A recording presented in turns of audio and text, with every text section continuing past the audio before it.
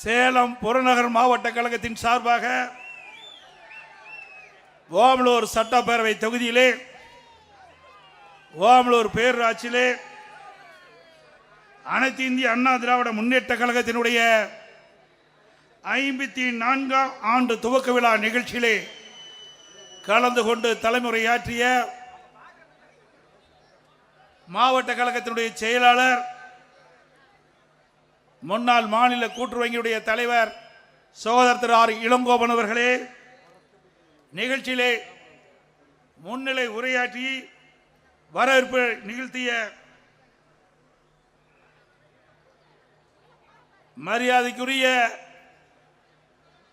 இந்த தொகுதியுடைய மண்ணின் மைந்தர் மாவட்ட அம்மா பேரவையினுடைய செயலாளர் சட்டப்பேரவை அறிவிச்சவர் திரு ஆர் மணி அவர்களே, மற்றும் இந்த நிகழ்ச்சியிலே கலந்து கொண்டு சிறப்பித்துக் கொண்டிருக்கின்ற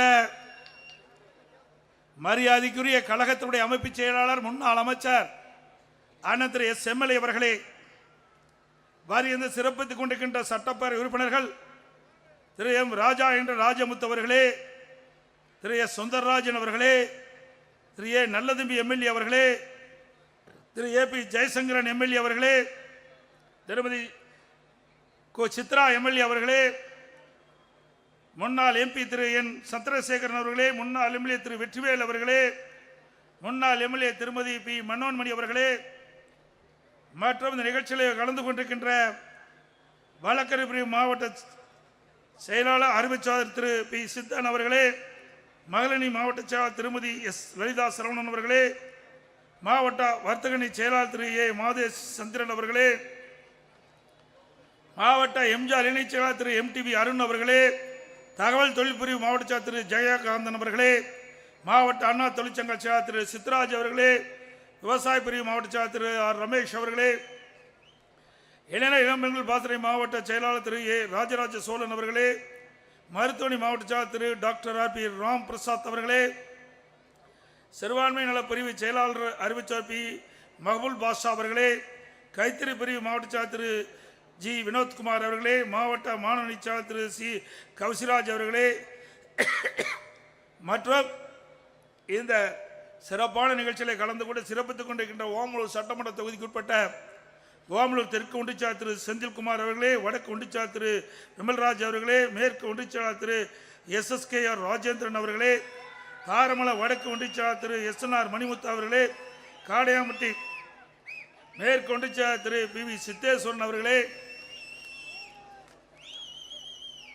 காடையாம்பட்டி கிழக்கு ஒன்றியச்சாளர் திரு சுப்பிரமணியன் அவர்களே, மற்றும் காடையாம்பட்டி பேரூராட்சியாளர் திரு ஆனந்தகுமார் அவர்களே, கருப்பூர் பேரூராட்சியாளர் திரு ஜீவா அவர்களே, மற்றும் இந்த சிறப்பான நிகழ்ச்சிகளை கலந்து கொண்டு சிறப்பித்துக் கொண்டிருக்கின்ற இந்த விளம்பரத்தால் இடம்பெற்றிருக்கின்ற திரு கே வெங்கடாஜலம் பொதுக்குழு உறுப்பினரிலிருந்து திரு இ சிவகுமார் கண்ணங்குச்சி பேரூராட்சி செயலாளர் அதுவரை இந்த விளம்பரத்தால் இடம்பெற்றிருக்கின்ற கழகத்தினுடைய அனைத்து மட்ட நிர்வாகிகளே, இறுதியாக நன்றியுரை ஆற்றிருக்கின்ற பேரூர் ஓமலூர் பேரூர் கழகத்துடைய செயலாளர் சகோதரி என் சரவணன் அவர்களே, இந்த நிகழ்ச்சிக்கு திரளாக வந்து கலந்து கொண்டு சிறப்பித்துக் கொண்டிருக்கின்ற அனைத்து இந்திய அண்ணா திராவிட முன்னேற்ற கழகத்திலே பல்வேறு பொறுப்புகளை இருக்கின்ற நிர்வாகிகளே, முன்னாள் உள்ளாட்சி பிரதிநிதிகளே, வாரியந்து சிறப்பித்துக் கொண்டிருக்கின்ற முன்னாள் கூட்டுறவு நிர்வாகிகளே, வாரியந்து சிறப்பித்துக் கொண்டிருக்கின்ற பெரியோர்களை, தாய்மார்களை, விவசாயிகளை, விவசாய தொழிலாளிகளை, பெரியோர்களை, தாய்மார்களை, பத்திரிகையாளர் ஊடகங்களே, மகளிர் சேர்ந்த சகோதரிகளே, இளைஞர் வட்டாளங்களே, அனைவருக்கும் என்னுடைய முதற்கண் நன்றி கலந்த வணக்கம்.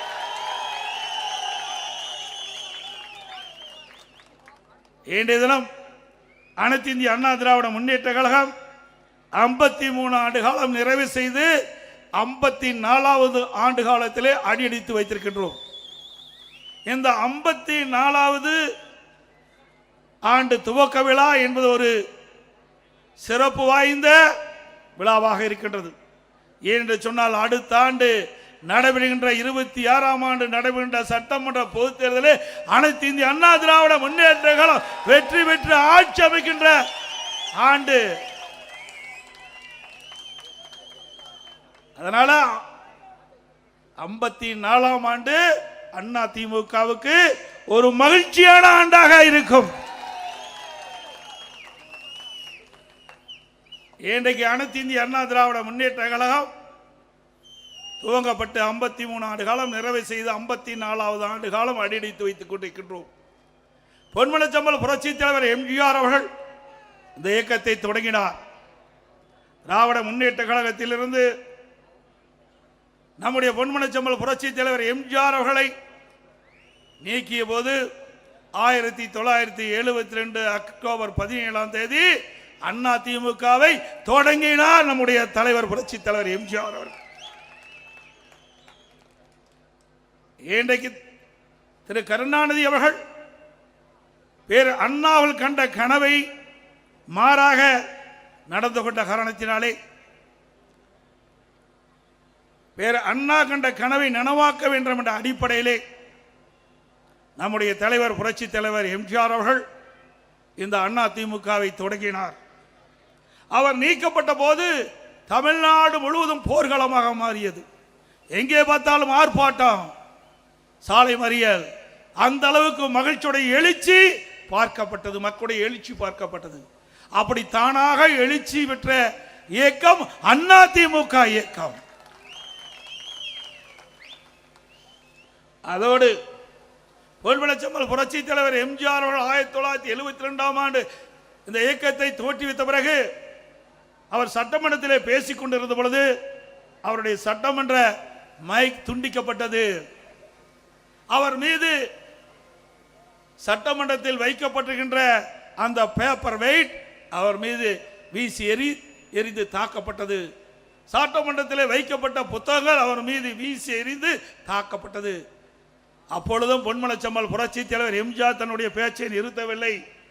அப்பொழுது குறிப்பிட்டார், சட்டமன்றம் செத்து விட்டது, மீண்டும் இந்த ராமச்சந்திரன் சட்டமன்றத்திலே நுழைகின்ற பொழுது தமிழ்நாட்டு மக்களுடைய பேராதரவை பெற்று தமிழகத்துடைய முதலமைச்சராக நுழைவேன் என்று சபதம் ஏற்றார்.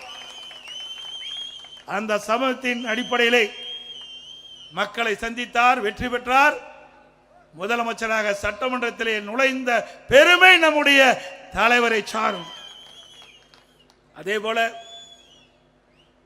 பேர் அண்ணாவிடத்திலே நம்முடைய இதயம் புரட்சி தலைவர் எம்ஜிஆர் அவர்கள் தேர்தல் நிதி கொடுப்பேன் என்று சொன்னபோது பேர் அண்ணா அவர்கள், நீங்கள் கொடுக்கின்ற சில லட்சம் பல லட்சம் போதாது, உங்களுடைய முகத்தை காட்டினால் போதும், பல லட்சம் வாக்குகள் கிடைக்கும் என்றார். அப்பொழுதே மக்களுடைய செல்வாக்கு எந்த அளவுக்கு இருக்கின்றது என்பதை நாம் உணர வேண்டும். அவருடைய மறைவுக்கு பிறகு நம்முடைய இயக்கம் இரண்டாக பிளந்தது. ஒரு பக்கம் சேவல், ஒரு பக்கம் புறா. பிரிந்த இயக்கத்தை ஒன்றாக சேர்த்திய பெருமை நம்முடைய இதயம் புரட்சி தலைவர் அம்மாவை சாரும். இந்தியாவில் எத்தனையோ இயக்கம் இருந்தது. காங்கிரஸ் பிரிந்தது, ஒன்றா சேரல. கம்யூனிஸ்ட் பிரிஞ்சது, ஒன்றா சேரல. திமுக பிரிந்தது, ஒன்றாக சேரவில்லை. ஆனால் அனைத்து இந்திய அண்ணா திராவிட முன்னேற்ற கழகம் பிரிந்த இயக்கத்தை ஒன்றாக சேர்த்திய பெருமை மாண்புமிகு புரட்சி தலைவர் அம்மாவை சாரும். 1900 அப்பொழுது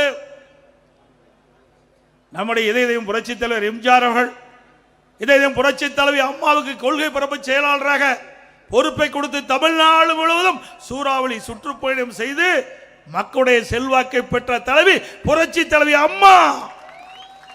புரட்சி தலைவர் எம்ஜிஆர் அவர்கள் இருக்கின்ற பொழுது அனைத்து இந்திய அண்ணா திராவிட முன்னேற்ற கழகத்தை நிர்வகிக்கக்கூடிய திறமை அம்மாவிடத்தில் இருப்பதாக கண்டு அந்த கொள்கை பரப்பு செயலாளரை கொடுத்து இன்றைக்கு தனக்கு பின்னாலே இந்த இயக்கத்தை கட்டி காக்கக்கூடிய பொறுப்பை அம்மாவிடத்திலே அன்றைய தினமே புரட்சி தலைவர் எம்ஜிஆர் அம்மாவை கண்டுபிடித்து ஒப்படைத்தார்கள்.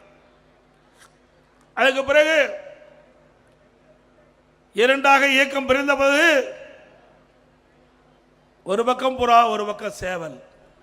அம்மா தலைமையிலே நாங்கள் இருந்தோம். சில பேர் திரு ஜானகி அம்மா பக்கம் இருந்தாங்க. அப்பொழுது சுமார் 29 பேர்கள் வெற்றி பெற்றோம். முதலிலே 27, பிறகு ஒன்றாக இணைந்த பிறகு 2, 29 பேர் வெற்றி பெற்றோம். இதே புரட்சி தலைவி அம்மா அவர்கள் எதிர்க்கட்சி தலைவராக இருந்தார். அப்பொழுது சட்டமன்றத்தில் பேசிக் கொண்டிருந்த பொழுது பெண் என்றும் பாராமல், ஒரு எதிர்க்கட்சி தலைவர் என்று பாராமல், ஒரு சட்டமீற்ற மாமன்றத்திலேயே ஒரு முதலமைச்சர் திரு கருணாநிதி அமர்ந்திருக்கின்ற பொழுது, அப்பொழுது நானும் மாண்புக அம்மா அவர்களுடைய கருணையால் நான் எடப்பாடி சட்டமன்றத்தில் வெற்றி பெற்று, சேவல் சின்னத்தில் வெற்றி பெற்று அம்மாவோடு பணியாற்றக்கூடிய சந்தர்ப்பம் எனக்கு கிடைத்தது. இன்றும் என் கண் எதிரே இந்த காட்சி இருந்து கொண்டிருக்கின்றது. அப்பொழுது அம்மா சட்டமன்றத்திலே பேசிக் கொண்டிருந்த பொழுது திடீரென்று அம்மா மீது தாக்குதல் தொடர்ந்தார்கள். புத்தகத்தை வீசி எறிந்து அம்மாவை தாக்கினார்கள். சில சட்டமன்ற உறுப்பினர்கள், சில அமைச்சர்கள் அம்மாவை தாக்கினார்கள். அம்மா தலைமுடியை பிடித்து இழுத்தார்கள், அம்மா சேலை பிடித்து இழுத்தார்கள். அப்படிப்பட்ட கோர காட்சி சட்டமீற்ற மாமன்றத்திலே நடைபெற்றுகின்ற நிகழ்வு. இப்படிப்பட்டவர்களெல்லாம் ஆட்சிக்கு வந்தால் எப்படி இருக்கும் என்பதை நாம் உணர வேண்டும். ஒரு பெண் என்று பாராமல், பிரதான எதிர்க்கட்சி தலைவர் என்று பாராமல், சட்டமீற்ற மாமன்றத்தில் இப்படிப்பட்ட ஒரு கோர காட்சி திமுக ஆட்சியிலே நடைபெற்றது. அப்பொழுது நம்முடைய இதயம் புரட்சி தலைவி அம்மா அவர்கள் சபதமேற்றார்கள். மீண்டும் இந்த சட்டமன்றத்துக்கு நுழைகின்ற பொழுது பொதுமக்களை சந்தித்து நியாயம் கேட்டு பொதுமக்கள் ஆதரவோடு நான் வெற்றி பெற்று தமிழகத்தினுடைய முதலமைச்சராக சட்டமன்றத்தில் நுழைவேன் என்று சபதமேற்றார். அதே போல மக்களை சந்தித்தார், நியாயம் கேட்டார், அதிக இடங்களே வெற்றி பெற்றார், தமிழகத்தினுடைய முதலமைச்சராக சட்டமன்றத்திலே நுழைந்தார். அதுதான் அனைத்து இந்திய அண்ணா திராவிட முன்னேற்ற வரலாறு. அதே போல அம்மா மறைவுக்கு பிறகு எவ்வளவு பிரச்சனையை நாம் சந்தித்தோம். ஒன்றா இரண்டா, இதுவரை பிரச்சனை சந்தித்துக் கொண்டிருக்கின்றோம். பொன்மனச்செம்மல் புரட்சி தலைவர் எம்ஜிஆர் 1972 அக்டோபர் 17 இந்த இயக்கத்தை தோற்றுவித்ததிலிருந்து இன்று வரை அனைத்து இந்திய அண்ணா திராவிட முன்னேற்ற கழகம் பல்வேறு சோதனைகளை சந்தித்துக் கொண்டிருக்கின்றது. அத்தனை சோதனைகளும் தவிடுபடியாக்கி அதை வெற்றி படிக்கட்டாக்கி இன்றைக்கு தலை நிமிர்ந்து இருக்கின்ற ஒரே கட்சி அனைத்து இந்திய அண்ணா திராவிட முன்னேற்ற கழக கட்சி. இந்தியாவிலும் சரி தமிழகத்திலும் சரி எத்தனையோ இயக்கங்கள் இருக்கின்றன. எந்த இயக்கத்திற்கு இப்படிப்பட்ட சோதனை வந்தது கிடையாது. பொன்மனச்செம்மல் புரட்சி தலைவர் எம்ஜிஆர் கட்சி ஆரம்பித்தது போதும் அவருக்கு சோதனை. இதே புரட்சி தலைவி அம்மாவர்கள் புரட்சி தலைவர் மறைவுக்கு பிறகு அவர் தலைமை ஏற்று இந்த கட்சி நடத்த போதும் அவருக்கு சோதனை. ஒருமுறை பாண்டிச்சேரி தேர்தலை முடித்துக் கொண்டு அவர்கள் காரிலே சென்னைக்கு திரும்பிக் கொண்டிருந்த பொழுது மீனம்பாக்கம் விமான நிலையத்திற்கு எதிரே ஒரு லாரி அம்மா கார் மீது மோதி கொலை முயற்சி செய்த முற்பட்டார்கள். அப்பொழுதும் இறைவனர்களால் தப்பித்து மருத்துவமனை சிகிச்சை பெற்றுக் கொண்டிருந்தார்கள். அந்த சிகிச்சை கூட முழுமையாக பெற முடியாத ஒரு சூழ்நிலை திமுக அராஜக ஆட்சியிலே நடைபெற்றது. இப்படி நம்முடைய தலைவருக்கு ஏற்பட்ட கொடுமைகள், இன்னல்கள் ஏராளம். அதையெல்லாம் முறியடித்துத்தான் இன்றைக்கு அனைத்து இந்திய அண்ணா திராவிட முன்னேற்ற கழகம் மக்கள் சக்தி படைத்த, மக்கள் செல்வாக்கு படைத்த இயக்கமாக இன்று இருந்து கொண்டிருக்கின்றது. எத்தனை பேர் நம்ம இயக்கத்தை பற்றி விமர்சனம் செய்கின்றார்கள்? வேற எந்த இயக்கத்தையாவது விமர்சனம் செய்கின்றார்களா? கிராமத்திலே சொல்லுவார்கள், பழுத்த மரத்திலே தான் கல்லடி விழுகும் என்று. மக்கள் செல்வாக்கு படைத்த கட்சி மீதுதான் இன்றைக்கு பல்வேறு வகையிலே இன்றைக்கு அவதூறு பிரச்சாரங்களை செய்து வருகின்றார்கள். வேற எந்த கட்சி பற்றியும் யாரும் நினைப்பதில்லை. அனைத்து இந்திய அண்ணா திராவிட முன்னேற்ற கழகம் மக்கள் செல்வாக்கு மிக்க கட்சி. அதனால் நம் மீது அத்தனை பேரும் எரிந்து கொண்டு இருக்கின்றார்கள். அது மட்டுமல்ல, சிந்தித்து பார்க்க வேண்டும். அம்மா அவர்கள் மறைவுக்கு பிறகு நான் முதலமைச்சராக பொறுப்பேற்கின்ற பொழுது மேதகு ஆளுநர் அவர்கள் சட்டமன்றத்திலே பெரும்பான்மை நிரூபிக்க வேண்டும் என்று ஆணை பிறப்பித்து, அந்த ஆணையின்படி சட்டப்பேரவை தலைவர்கள் என்னிடத்திலே நீங்கள் சட்டமன்றத்திலே பெரும்பான்மை நிரூபிக்க வேண்டும் என்று கேட்டுக்கொண்டார். அதன்படி சட்டப்பேரவை தலைவருடைய அறிவிப்பு கிடங்க சட்டமன்றம் கூட்டப்பட்டது. சட்டமன்றத்திலே பெரும்பான்மை நிரூபிக்கின்ற பொழுது இன்றைய முதலமைச்சர் அன்றைக்கு எதிர்க்கட்சி தலைவராக இருந்தார். அப்பொழுது நடந்த சம்பவம் எல்லா தொலைக்காட்சியில் நீங்கள் பார்த்திருப்பீர்கள். எந்த மாநிலத்திலும் இல்லாத அளவிற்கு நான் பெரும்பான்மையை நிரூபிக்கின்ற அந்த காலகட்டத்தில் சட்டப்பேரவை தலைவரை அந்த புனித நாற்காலியிலிருந்து கீழே இழுத்து தள்ளி அவருடைய மைக்கை உடைக்கப்பட்டு அவருடைய மேஜைகள் உடைக்கப்பட்டு அந்த ஆசனத்திலே நாற்காலியிலே அமர்ந்து காட்சி அளித்தார்கள் திமுக கட்சியை சேர்ந்த சட்டமன்ற உறுப்பினர்கள். அது மட்டுமல்ல, நான் முதலமைச்சராக தேர்ந்தெடுத்து அவையிலே அமர்ந்திருக்கின்றேன். அமைச்சர் சகாக்கள் அமர்ந்திருக்கின்றார்கள். அவர் மேஜையின் மீது ஏறி நடனமாடினார்கள் திமுக சட்டமன்ற உறுப்பினர். இப்படி கேவலமான செயலில் ஈடுபட்ட கட்சி திமுக கட்சி என்பதை நாம் உணர வேண்டும். இவர்கள் யார்? இவர்கள் எப்படி நாட்டு மக்களுக்கு நன்மை செய்வார்கள்? ஒரு சட்டமன்ற மாமன்றத்திலே இப்படிப்பட்ட கேவலமான முறையில் நடந்து கொண்ட கட்சி திமுக கட்சி. அதுக்கு பிறகு பெரும்பான்மை நிரூபிக்கப்பட்டது. அது தாக்கு பிடிக்க முடியாமல், அதை தாங்கிக் கொள்ள முடியாமல் திரு ஸ்டாலின் அவர்கள் வெளியிலே வந்து சட்டையை கிழித்துக் கொண்டு வெளியிலே வந்தார். சட்டை கிழித்துக் கொண்டு வந்தால் என்றால் என்ன என்று பொருள் உங்களுக்கே தெரியும். சட்டை யார் கிழித்துக் கொள்வார்? அதுதான்.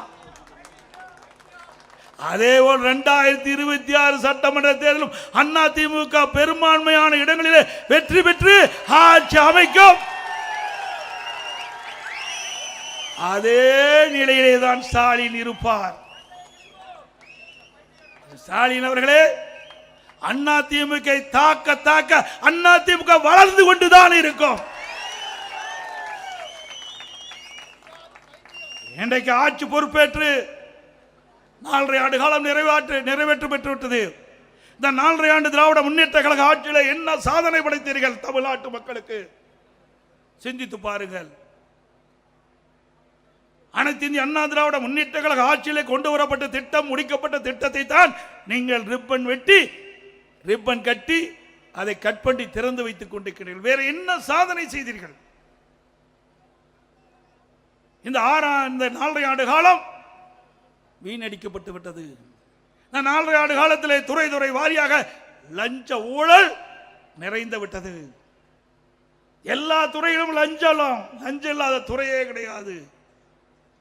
இந்தியாவிலேயே ஊழல் நிறைந்த மாநிலம் என்றால் அது தமிழ்நாடு தான் என்று சொல்லுகின்ற அளவுக்கு ஒரு மிக மோசமான கேவலமான ஆட்சி தமிழகத்தில் நடைபெற்றுக் கொண்டிருக்கின்றது. சிந்தித்து பார்க்க வேண்டும். மக்களை பற்றி சிந்திப்பதற்கு நேரம் இல்லை. குடும்பத்தை பற்றி சிந்திக்கின்ற முதலமைச்சர் தான் இன்றைய முதலமைச்சர். திமுக என்றால் குடும்பம், குடும்பம் என்றால் திமுக. அது ஒரு கட்சி அல்ல, ஒரு கார்ப்பரேட் கம்பெனி. இன்றைக்கு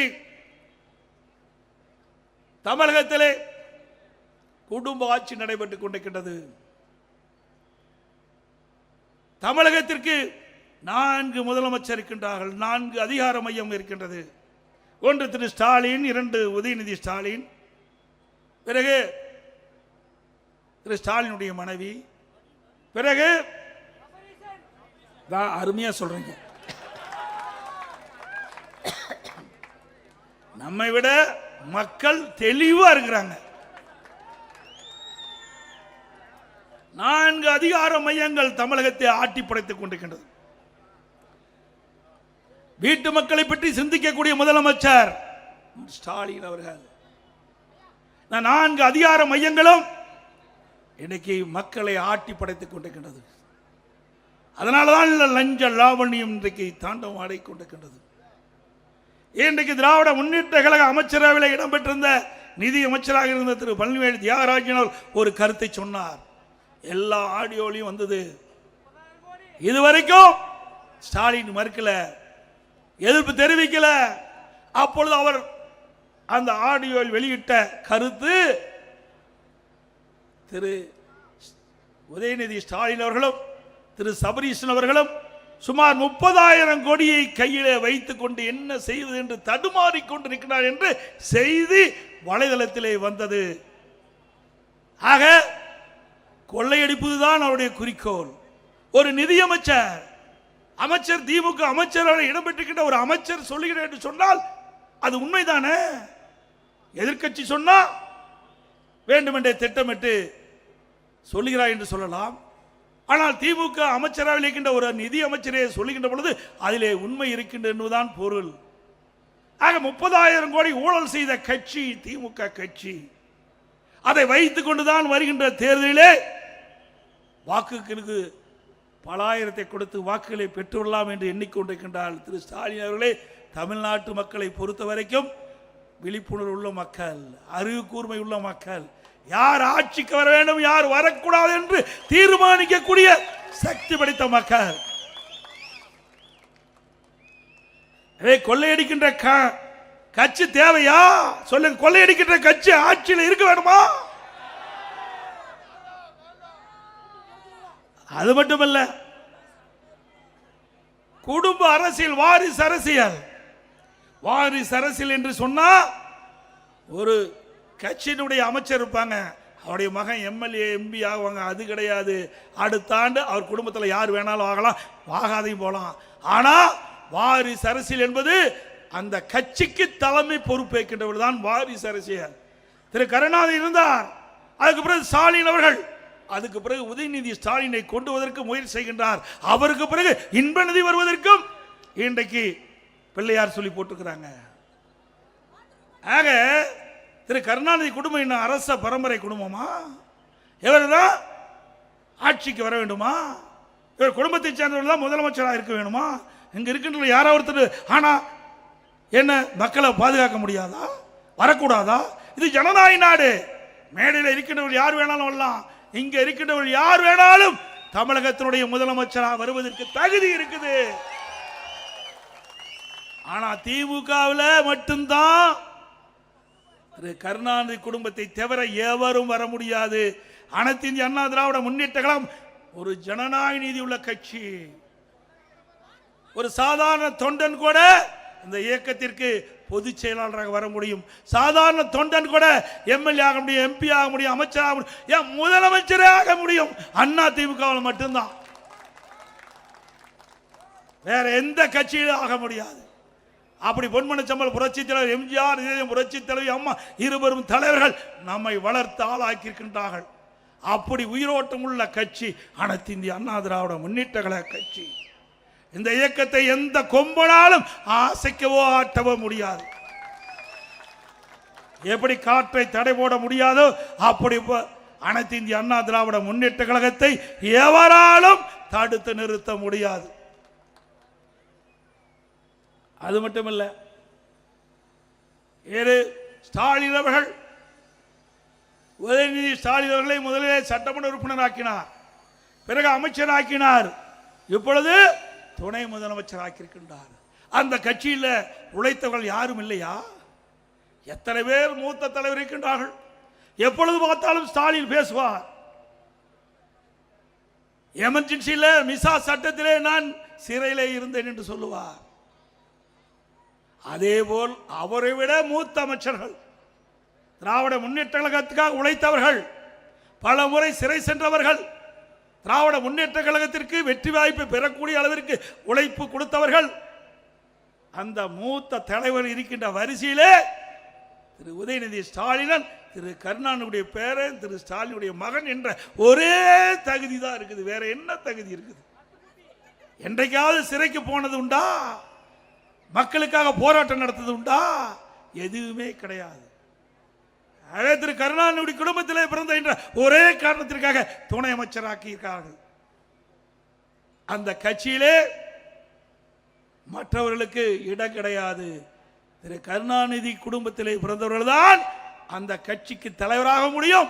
அந்த கட்சி வெற்றி பெற முடியாது. வெற்றி பெற்றாலும் உயர்ந்த இடத்துக்கு வர முடியும். இங்கதான் எப்படின்னா டெல்லியிலையும் அதே மாதிரி தான். திரு கருணாநிதி குடும்பத்தை சேர்ந்தவர் நாடாளுமன்றத்தில் வெற்றி பெற்றால் அங்க மத்திய அமைச்சராக வர முடியும்.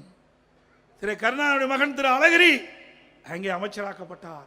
திரு தயாநிதி மாறன் அங்கே அமைச்சராக்கப்பட்டார். இப்பொழுது திருமதி கனிமொழி நாடாளுமன்றத்திலே நாடாளுமன்ற குழு தலைவராக இருக்கின்றார்.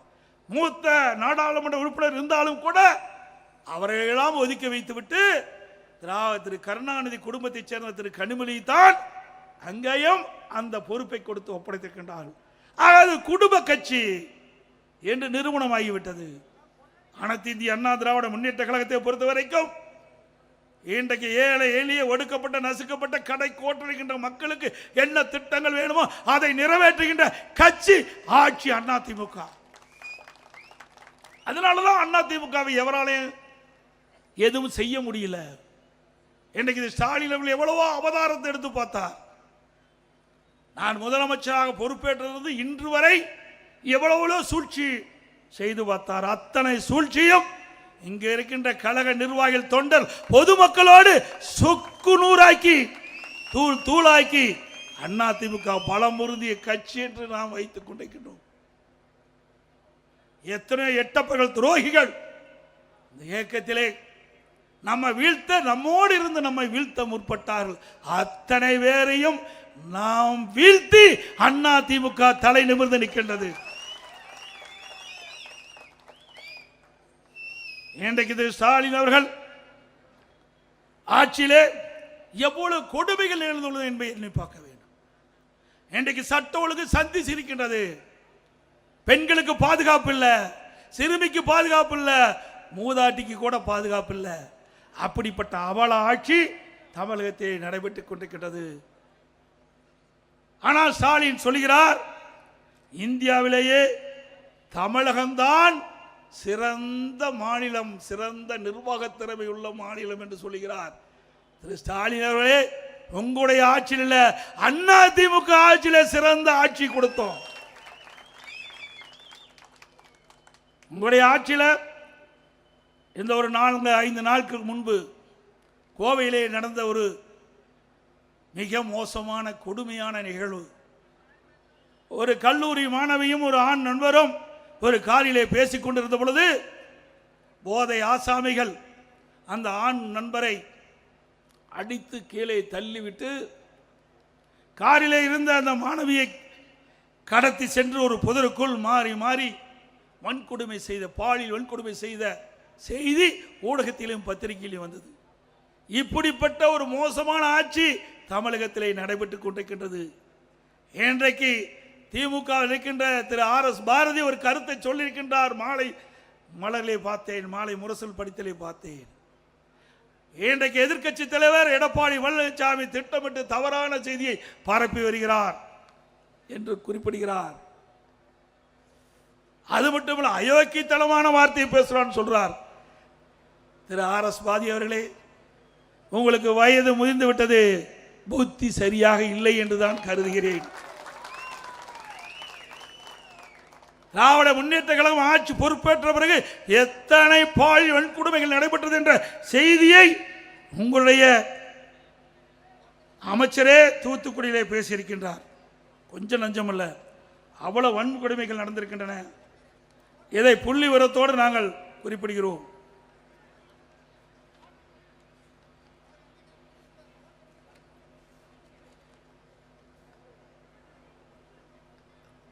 அந்த பாலியல் வன்கொடுமைக்கு ஆளானவர்களுக்கு போக்சோ சட்டத்தில் பாதிக்கப்பட்டவர்களுக்கு 104 கோடி நிவாரணம் வழங்கப்பட்டதாக பெருமையாக சொல்கின்றார். அமைச்சர் அவர்களே, பாலியல் வன்கொடுமை போக்சோ சட்டம் வராத அளவிற்கு தடுத்து நிறுத்தினால் பெருமை, பாதிக்கப்பட்டவர்களுக்கு நிவாரணம் கொடுப்பதால் அது நன்மையாகிவிடாது. ஒரு பாதிப்புக்கு இல்லாமல் மக்களை பாதுகாக்க வேண்டும், பெண்களை பாதுகாக்க வேண்டும், சிறுமிகளை பாதுகாக்க வேண்டும். அதுதான் அதிமுக ஆட்சியிலே நடைபெற்றுக் கொண்டிருந்தது.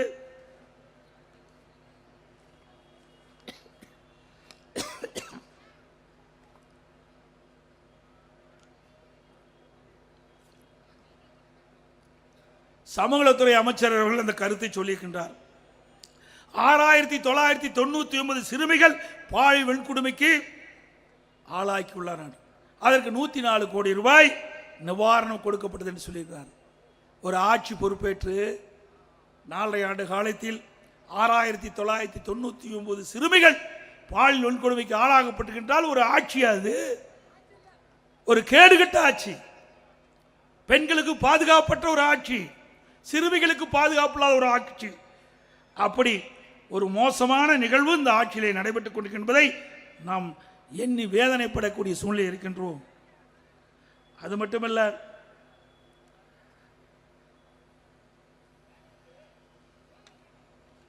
இன்றைக்கு தமிழகத்தில் போதைப்பொருள் விற்பனை சர்வதாரணமாக நடக்குது. உங்களுக்கு எல்லாம் தெரியும், கிராமத்திலிருந்து நகரம் வரை போதைப்பொருள் விற்பனை இல்லாத இடமே இல்லை, கஞ்சா இல்லாத இடமே இல்லை. எங்க பார்த்தாலும் கொலை, கொள்ளை, திருட்டு, வழிப்பறிவு, பாலியல் வன்கொடுமை நடப்பது என்று சொன்னால் அதற்கு இந்த கஞ்சா போதை ஆசாமிகளால் தான் நடக்குது. இதை கட்டுப்படுத்த வேண்டும் என்று நான் பல முறை சட்டமன்றத்திலே பிரதான எதிர்க்கட்சி என்ற முறையிலே நான் குரல் கொடுத்தேன். ஆனால் இன்றைய முதலமைச்சர் அதுக்கெல்லாம் கவனம் செலுத்தவில்லை.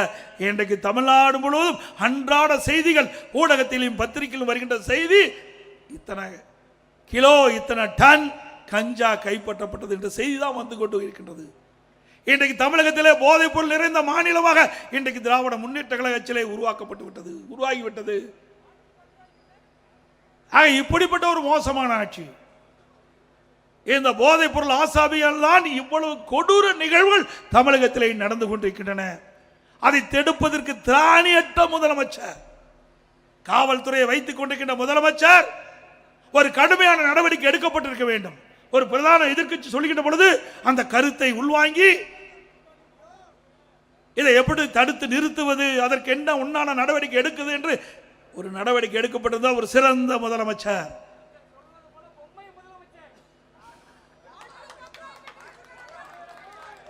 சொல்லிட்டார் அவரே பொம்மை முதலமைச்சர். அது மட்டுமல்ல,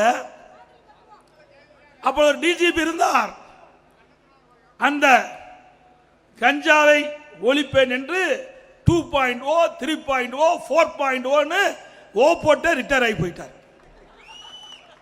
அந்த டிஜிபி கஞ்சா தமிழகத்திலே அறவே ஒழிக்கப்படும் என்று பத்திரிகையிலே செய்தி 2.0, 3.0, 4.0 என்று தினந்தோறும் செய்தி வெளியிட்டு அவர் பணி ஓய்வு பெற்றதுதான் மிச்சம். அது மட்டுமல்ல, இன்றைய தினம் சிந்தித்து பார்க்க வேண்டும். இன்றைக்கு தமிழகத்தில் பொறுப்பு டிஜிபி இருக்கிறாங்க. நிரந்தர டிஜிபி இருந்தாவே தமிழகத்தில் சட்டம் ஒழுங்கு சந்திச்சிட்டு இருக்குது. இன்றைக்கு ஒரு டிஜிபி ஓய்வு பெறுவது சொன்னால், ஓய்வு பெறுவதற்கு 3 மாதத்திற்கு முன்பாகவே தமிழ்நாடு அரசு அந்த டிஜிபி யாரெல்லாம் தகுதியார்களோ அந்த பட்டியலை தயாரித்து மத்தியில் இருக்கின்ற யூபிஎஸ்சி, அதாவது மத்திய பணியாளர் தேர்வாணையத்துக்கு அனுப்ப வேணும். அனுப்பவே இல்லை. சட்டத்தை மதிக்கிறது கிடையாது. தனக்கு வேண்டியப்பட்டவர்கள் டிஜிபி ஆக வேண்டும். அதற்காக திராவிட முன்னேற்ற கழக அரசு, திரு ஸ்டாலின் மாடல் அரசு இந்த டிஜிபி ஓய்வு பெறுகின்ற பொழுது 3 மாதத்துக்கு முன்பாக மத்தியில் இருக்கின்ற யூபிஎஸ்சிக்கு அனுப்பல பட்டியல. பிறகு நீதிமன்றம் வரை சென்ற பிறகு ஒரு பட்டியல் அனுப்புறாங்க, யூபிஎஸ்சிக்கு அனுப்புறாங்க. அந்த பட்டியலில் அப்பொழுதும் காலதாமமாகுது. உச்ச நீதிமன்றத்தில் வழக்கு வருது. உச்ச நீதிமன்றம் உடனடியாக தமிழ்நாடு அரசு நிரந்தர டிஜிபியை நியமிக்க வேண்டும் என்று தீர்ப்பளிக்கிறது. அந்த தீர்ப்பின் அடிப்படையில் செயல்படுறாங்க மத்திய தேர்வு பணியாளர் தேர்வாணையம். 3 பேர் கொண்ட ஒரு பட்டியலை மாநில அரசுக்கு அனுப்புறாங்க. அதை அனுப்பியும் கிடப்பில் போட்டாங்க. மீண்டும் ஒரு பொதுநல வழக்கு உச்ச நீதிமன்றத்தில் போடுறாங்க. இன்றைக்கு உச்ச நீதிமன்றம் 3 வாரத்தில் பதில் கொடுக்க வேண்டும் சொல்றாங்க. ஒரு அரசாங்கம் ஒரு டிஜிபி கூட நியமிக்க முடியவில்லை என்று சொன்னால் இது அரசாங்கமா? கேவலமான அரசாங்கம். தனக்கு யார் வேண்டியப்பட்டவர்கள் என்பதை வேண்டியப்பட்டவர்கள் வர வேண்டும் என்பதற்காக ஒரு தகுதியான மூத்த டிஜிபிகளை நியமிக்க இந்த அரசு தயங்குகிறது. வெட்கக்கேடானது. ஒரு அரசாங்கம் சிறப்பாக செயல்பட வேண்டும் என்று சொன்னால் அந்தந்த டிபார்ட்மெண்ட்ல இருக்கின்ற அதிகாரிகள் முறையாக தேர்வு செஞ்சு நியமிக்கப்பட வேண்டும். ஒரு டிஜிபி என்பது சாதாரண விஷயம் அல்ல. சட்டத்தை பாதுகாக்கக்கூடிய பொறுப்பில் இருக்கின்றவர்கள். அப்படிப்பட்ட உயர்ந்த பதவிக்கு குறித்த நேரத்தில் அந்த பணி நிரப்பப்பட வேண்டும். ஆனால் இதுவரை நிரப்பவில்லை. உச்ச நீதிமன்றம் வரை போய் உச்ச நீதிமன்றம் ஆணை பிறப்பிக்கின்றது. இதுவரை நியமிக்கப்பதா அரசாங்கம். இந்த அரசாங்கம் திரு ஸ்டாலின் அவர்களே ஒரு திறமையற்ற முதலமைச்சர், பொம்மை முதலமைச்சர் என்று நீங்கள் நிரூபித்து காட்டிக் கொண்டிருக்கின்றீர்கள். அப்புறம் இங்க அருமை சகோதரர் சொன்ன 10 ரூபாய்.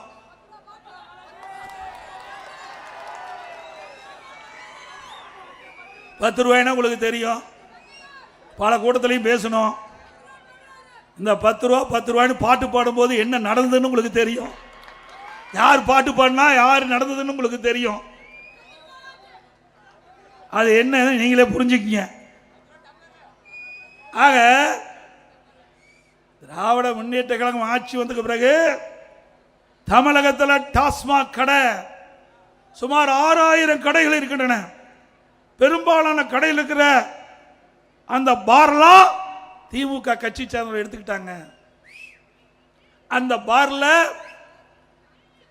இன்றைக்கு முறைகேடாக மதுபானங்கள் விற்கப்பட்டது. அது ஒரு புறம். அந்தந்த டாஸ்மாக் கடையில் அந்த டாஸ்மாக் கடைக்கு சென்று யாராவது அந்த கடையில் மது பாட்டில் வாங்கினா 10 ரூபா அதிகமாக கொடுத்தா தான் அந்த பாட்டில் கொடுப்பாங்க. ஒரு நாளைக்கு 1.5 கோடி பாட்டில் விற்குது. ஒரு பாட்டிலுக்கு 10 ரூபாய்னா ஒரு நாளைக்கு 15 கோடி வருது. ஒரு நாளைக்கு 15 கோடி டாஸ்மாக் கடையிலிருந்து வருது. நாம் யாரும் போகாதீங்கப்பா, நம்ம ஆளுங்க டாஸ்மாக் கடைக்கு போகாதீங்க, வேண்டாம், தப்பு. நம்ம ஆளு போக மாட்டாங்க. திமுக காரன் அங்கேயே தான் குடியிருக்கிறான். அவங்ககிட்ட தான் இந்த காசையே பிடுங்குறான். யாரு? திமுக காரன்கிட்டயே காசை பிடுங்குற கட்சி திமுக கட்சி. ஒரு நாளைக்கு 1.5 கோடி பாட்டில். அந்த ஒரு பாட்டிலுக்கு 10 ரூபாய்னா 1.5 கோடி ரூபாய் டாஸ்மாக் கடையிலிருந்து மட்டும் திமுக மேலிடத்துக்கு சென்று கொண்டிருப்பதாக தகவல். அதோட மாசத்துக்கு 450 கோடி, கிட்டத்தட்ட வருஷத்துக்கு 5400 கோடி. அப்படி 4.5 ஆண்டுல சுமார் 24,000 கோடி இந்த டாஸ்மாக் கடையில் ஒரு பாட்டிலுக்கு 10 ரூபா வாங்கினது மட்டும் கொள்ளையடித்த அரசாங்கம் ஸ்டாலின் தலைமையில் இருக்கின்ற அரசாங்கம். நினைச்சு பாருங்க. அதுக்கு பிறகு அந்த பார்ல விற்கிறது அது தனி. அது தனியா வாங்கி கள்ள இதில் விற்கிறாங்க, பார்ல விற்கிறாங்க. இது ஒரு வருமானம். ஆக இந்த டாஸ்மாக் நிறுவனத்தின் மூலமாக கடையிலிருந்தும் சரி, பாட்டிலுக்கு 10 ரூபா வாங்கலும் சரி, அதோட பார்லிருந்தும் சரி, சுமார் 50,000 கோடி கொள்ளையடித்த கட்சி திமுக கட்சி, திமுக அரசாங்கம். அதனாலதான் இன்னைக்கு ஈடி டாஸ்மாக் நிறுவனத்தில் பூந்து அதில் 1000 கோடி முறைகேடு நடைபெற்றதாக கண்டுபிடிச்சாங்க. திமுக ஏதோ பேசி சமாளித்துட்டு இருக்கிறாங்க. விரைவில் உண்மை வெளிவரும். மீண்டும் அண்ணா திமுக ஆட்சி அமைந்தவுடன் இதை முழுமையாக விசாரிக்கப்படும். சட்ட நிதியாக யார் தவறு செய்யலோ அவர் மீது உரிய நடவடிக்கை எடுக்கப்படும். இதுதான் எப்படின்னா, மின்சார துறையில் டிரான்ஸ்பாரம் அதில் கொள்முதல் செய்கிறாங்க. அதுக்கு டெண்டர் விட்டாங்க. அந்த டெண்டர் சுமார் 32 டெண்டர் என்று நான் நினைக்கிறேன். 32 டெண்டரும் ஒரே ரேட். அதாவது ஒரு டிரான்ஸ்பாரத்துக்கு 5000, ஒரு உதாரணத்துக்கு சொல்றேன், ஒரு 5500 ரூபாய்னா 32 டெண்டரும் 5500 ரூபாய். எங்கேயாவது இப்படிப்பட்ட அதிசயம் உண்டா? நினைச்சு பாருங்க எப்படியெல்லாம் கொள்ளையடிக்கிறாங்க. எதுக்கும் அஞ்சல, எதுக்கும் பயம் இல்லை, சட்டத்துக்கும் பயம் இல்லை, மக்களிடத்திலையும் பயம் இல்லை. எதுல எப்படி கொள்ளையடிக்க வேணுமோ அதையெல்லாம் கொள்ளையடிக்கின்ற கைதேர்ந்த கட்சி திமுக கட்சி, திமுக அரசாங்கம். இப்ப நீதிமன்றத்தில் இருக்குது. சிந்திச்சு பாருங்க, மக்களுடைய பணம் எப்படியெல்லாம் அந்த திமுக குடும்பத்துக்கு போய்கொண்டிருந்ததை நாம் எண்ணி பார்க்க வேண்டும். அதோட நம்முடைய இது பேரூராட்சி, நகராட்சி, மாநகராட்சியில் வரி வசூல் பண்ணுவாங்க, கிராமத்திலையும் வரி வசூல் பண்ணுவாங்க. திமுக ஆட்சிக்கு பிறகு வீட்டுக்கு 100% வரி உயர்த்திட்டாங்க, கடைக்கு 150% வரி உயர்த்திட்டாங்க. இந்த வரி உயர்வினால் மக்களுக்கு தேவையான அடிப்படை வசதி செய்து கொடுப்பது தான் இந்த வரி போட்டாங்க. இந்த வரியிலையும் ஊழல் செய்த கட்சி திமுக கட்சி. நீங்க மதுரை மாநகராட்சியில் 200 கோடி இந்த வரி வருவாயிலிருந்து ஊழல் செஞ்சிருக்கிறாங்க. எப்படி வருவாய்? ஆட்டுக்கு மாட்டுக்கு வரி போட்டாங்க, பன்னிக்கு வரி போட்டாங்க. அந்த பன்னிக்கு போட்ட வரியில் கூட ஊழல் செய்த கட்சி, வெக்கமில்லாத ஆண்டு கொண்டிருக்கிற கட்சி திமுக கட்சி. சிந்திச்சு பாருங்க. யாரு? திமுக ஆட்சி, திமுக மேயர். திமுகவே ஊழலை கண்டுபிடிச்சிருக்குது, நாம சொல்லல. திமுக அரசாங்கமே ஊழல் கண்டுபிடித்து வெளியிலே வெளியிடப்பட்டதுதான் நான் சொல்றேன். அது மட்டுமல்ல, அந்த மாநகராட்சியில் இருக்கின்ற அந்த 5 மண்டல குழு தலைவர் ராஜினாமா, நிலைக்குழு உறுப்பினர் 2 பேர், அந்த குழு 2 பேர் ராஜினாமா. அந்த மேயர் இப்ப ராஜினாமா செஞ்சுட்டாங்க. இன்ன வரைக்கும் மேயரை எடுக்க முடியல, தேர்ந்தெடுக்க முடியல. உள்கட்சி பூசல், எல்லாம் பங்கு பிரிக்கிறதுல பிரச்சனை. அங்க இருக்கிற கவுன்சிலுக்குள்ள, திமுக கவுன்சிலுக்குள்ள இன்னைக்கு போராட்டம். யாருக்கு எவ்வளவு பங்கு பிரிக்க வேண்டும் என்று போராட்டம் நடந்துட்டு. இன்னும் அந்த மேயர் ராஜினாமா செஞ்ச பிறகு மதுரையிலே மேயர் தேர்தல் நடத்த முடியல. மேயருடைய கணவர் இன்றைக்கு சிறையில் இருக்கின்றார். இப்படிப்பட்ட கொடுமையான ஆட்சி, ஊழல் ஆட்சி திமுக ஆட்சி. இது திமுகவுக்கு இது ஒரு சான்று. நாம சொல்லல, எதிர்கட்சி சொல்லல, திமுக ஆளுகின்ற அரசாங்கம் அதை கண்டுபிடிச்சு இதனைக்கு வெளியிட்டிருக்குது. இங்கதான் எப்படின்னா திண்டுக்கல் மாநகராட்சியில் 4.5 கோடி ஊழல். சேலத்தில் எவ்வளவு ஊழல் நடந்திருக்குன்னு தெரியல. நம்ம ஆட்சிக்கு வந்து வருதுதான் அதையும் கண்டுபிடிக்கணும். அதே போல காஞ்சிபுரத்தில் அங்கேயும் இப்படித்தான் பங்கு பிரித்தல் ஊழல். கோவையிலையும் அதே மாதிரி, திருநெல்வேலியிலையும் அதே மாதிரி. இந்த மாநகராட்சியெல்லாம் பங்கு பிரிப்பில் ஏற்பட்ட பிரச்சனை அங்கங்க பத்திரிகையிலே செய்தி வந்திருக்குது. இப்படிப்பட்ட ஊழல் ஆட்சி தான் திமுக ஆட்சி என்பதை மக்கள் புரிந்து கொள்ள வேண்டும். இன்றைக்கு திராவிட முன்னேற்ற கழகத்தில் உள்ளாட்சியில் பணி நியமனம் எல்லா பத்திரிகைகளும் உங்களுக்கு பார்த்துருப்பீங்க. பாரு, அருமையா சொல்றாரு. அப்ப நீயே வந்து பேசலாம் எனக்கு பதிலா. இதையெல்லாம் மக்களிடத்தில் சொல்ல வேணும். கிராமம் பூரா, நகரம் பூரா, வீதி வீதியா இந்த ஊழல் பிரச்சனையை எடுத்து சொல்ல வேணும். கிட்டத்தட்ட 800 கோடி ஊழல், 888 கோடி ஊழல் கண்டுபிடித்திருக்கிறாங்க. இந்த பதவி கொடுப்பதற்கு, பணி ஆணை வழங்குவதற்கு உள்ளாட்சி அமைச்சர் திரு நேரு அவர்கள் 888 கோடி ஊழல் நடைபெற்றதாக பத்திரிகையிலே வலைதளம் செய்தி வந்திருக்குது. இதை இன்ன வரைக்கும் மறுக்கல. அந்த அமைச்சர் அங்க டெல்டா மாவட்டத்தில் பொறுப்பா இருக்கிறார். அங்க பேசுறார், ஒரு நிகழ்ச்சியில், திமுக நிகழ்ச்சியில் பேசுறார். என்னைத்தான் குற்றம் சுமத்திட்டு இருக்கிறாங்க அப்படின்னு. ஆமா, தவறு செஞ்சா குற்றம் சுமத்த தான் செய்வாங்க. நீ நிரபராதி நியமிங்க. ஏன் எங்க மேலாம் வழக்கு போடல? எங்க மேல வழக்கு போட்டா எவ்வளவு சிரிப்பு, எவ்வளவு ஆனந்தம், எவ்வளவு பேச்சு. எடப்பாடி பழனிசாமி நெடுஞ்சாலை துறையிலே 4800 கோடி ஊழல் போட்டீங்கல்ல, நான் நீதிமன்றத்துக்கு போய் நிரபராதி என்று நிரூபித்து வந்து மக்கள் முன்னிக்கிறேன். அந்த தெம்பு திராணி உங்களிடத்தில் இருக்குதா?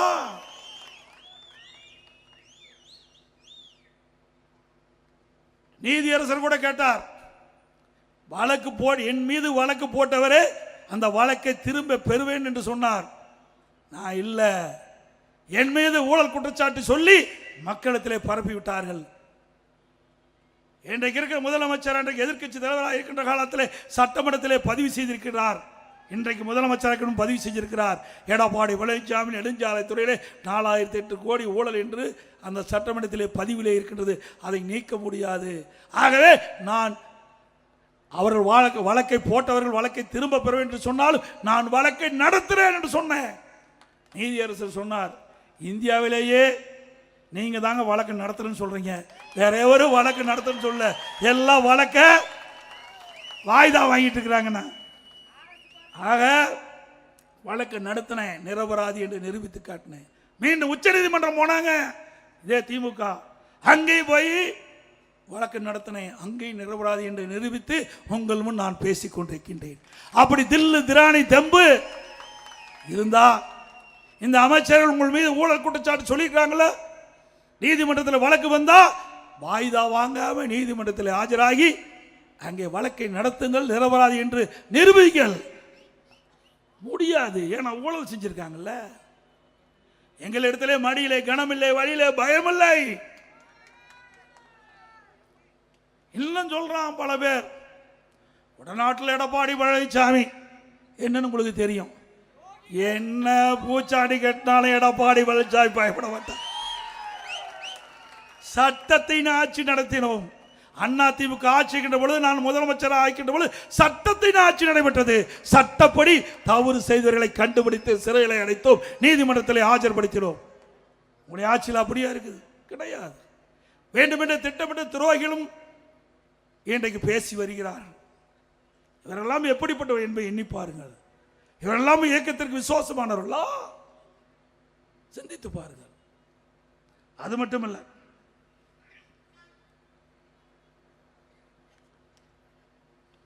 இன்னைக்கு திராவிட முன்னேற்ற கழகம் ஆட்சிக்கு வந்த பிறகு விலைவாசி விண்ணை முட்டுகின்ற அளவுக்கு உயர்ந்துட்டது. அதை பற்றி கவலை இல்லை. அரிசி விலை உயர்வு, பருப்பு விலை உயர்வு, எண்ணெய் விலை உயர்வு கட்டுப்படுத்துவதற்கு இந்த அரசாங்கம் என்ன நடவடிக்கை எடுத்தது? இதே அனைத்து இந்திய அண்ணா திராவிட முன்னேற்ற கழகம் ஆட்சிக்கின்ற பொழுது, நான் முதலமைச்சராக பதவியில் இருக்கின்ற பொழுது, இப்படி உணவுப் பொருட்கள் விலை ஏறுகின்ற பொழுது உணவு அந்த விலை ஏற்றத்தை தடுப்பதற்கு விலை கட்டுப்பாட்டு நிதியம் என்று ஒரு நிதியை ஒதுக்கினேன். 100 கோடி ஒதுக்கி எந்த உணவுப் பொருள் விலை ஏறுது, புளி விலை ஏறுதா, உடனே எந்த மாவட்டத்தில் எந்த மாநிலத்தில் புளி விலை குறைவாக இருக்குது அங்கே கொள்முதல் செஞ்சு தமிழ்நாட்டில் விலை ஏறாமல் பார்த்துக்கிட்டோம். பருப்பு விலை உயருதா, எந்த மாநிலத்தில் பருப்பு விலை குறைவு அங்கே போய் நம்முடைய கூட்டுறவுத்துறை அதிகாரிகள் கொள்முதல் செஞ்சு தமிழ்நாட்டுக்கு கொண்டு வந்து பருப்பு விலை உயராமல் பார்த்துக்கிட்டோம். இப்படி மக்கள் பாதிப்பு அடையக்கூடாது என்று இதற்கென்று ஒரு தனி நிதி ஒதுக்கி அந்த உணவுப் பொருளை கட்டுப்பாட்டுகள் வச்சிருந்தோம். இந்த ஆட்சியில் எதுவுமே கிடையாது.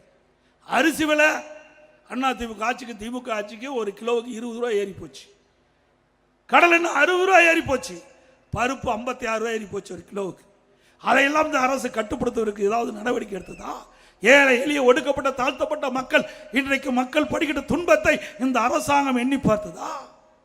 எதுவுமே கிடையாது. முழுக்க முழுக்க குடும்பம். அந்த குடும்பத்தில் என்ன வருமானம் வருது என்னதான் சிந்திக்கிறாங்க. இன்றைக்கு முதலமைச்சரும் சுகாதாரத்துறை அமைச்சரும் அங்க நடைபயணம் மேற்கொண்டிருக்கிற பொழுது அப்போ முதலமைச்சர் கேட்கிறார். அப்போ உதயநிதி ஒரு படம் நடிச்சுட்டு வெளியே வந்தது. அப்போ என்ன படம்?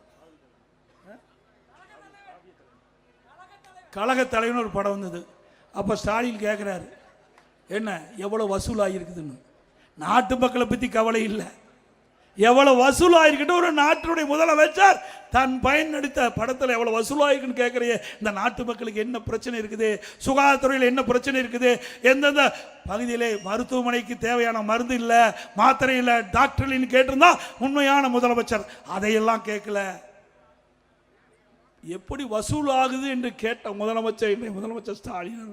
எப்பொழுதுமே நிதியை பற்றி தான் கவலைப்படுகின்ற முதலமைச்சர் இன்றைய முதலமைச்சர் ஸ்டாலின் அவர்கள்.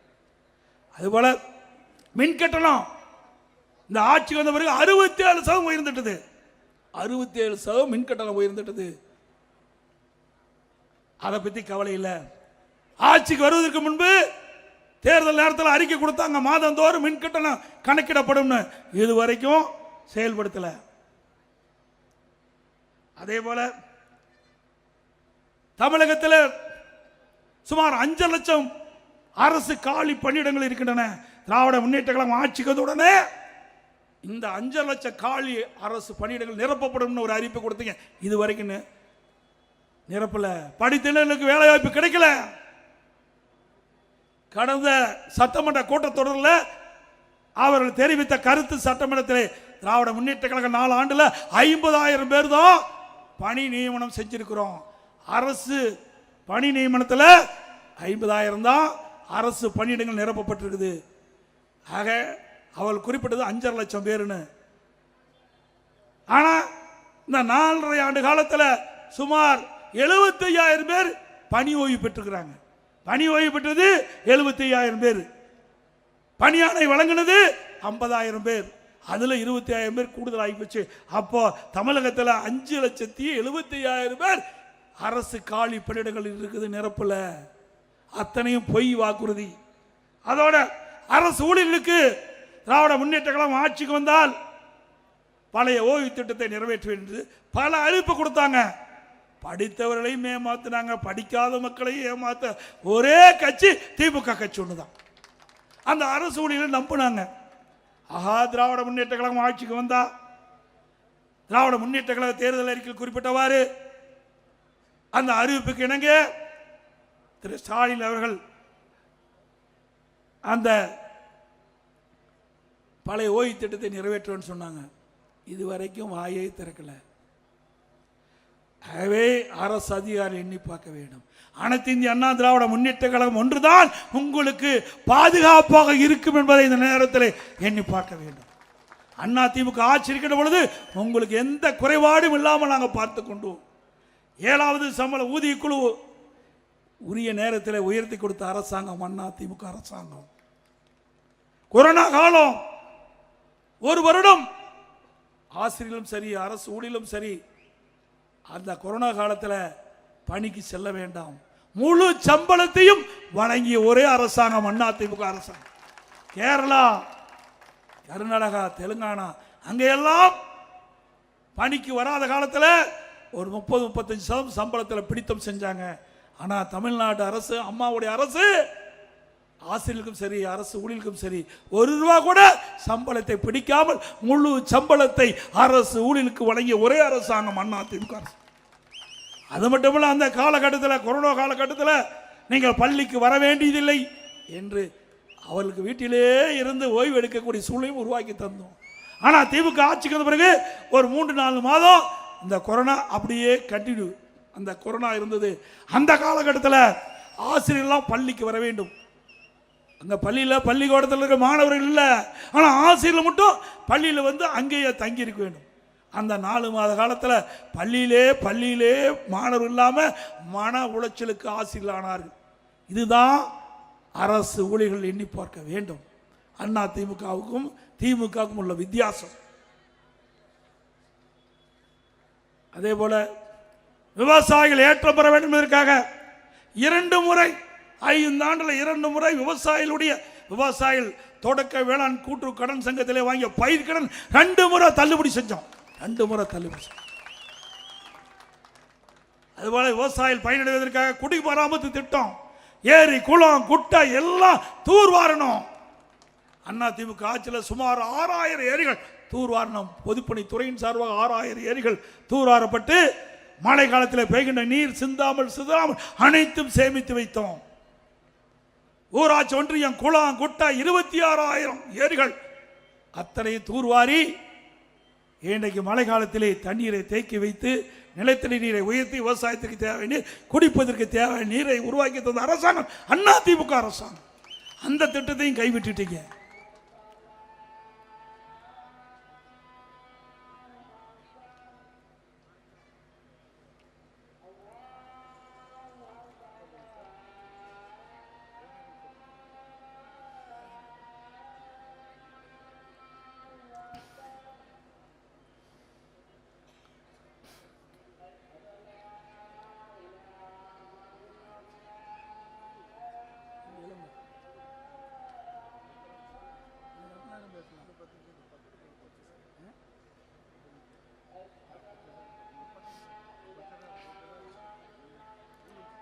அப்படியே ஒரு நிமிஷம் இருங்க, அது முடியட்டும்.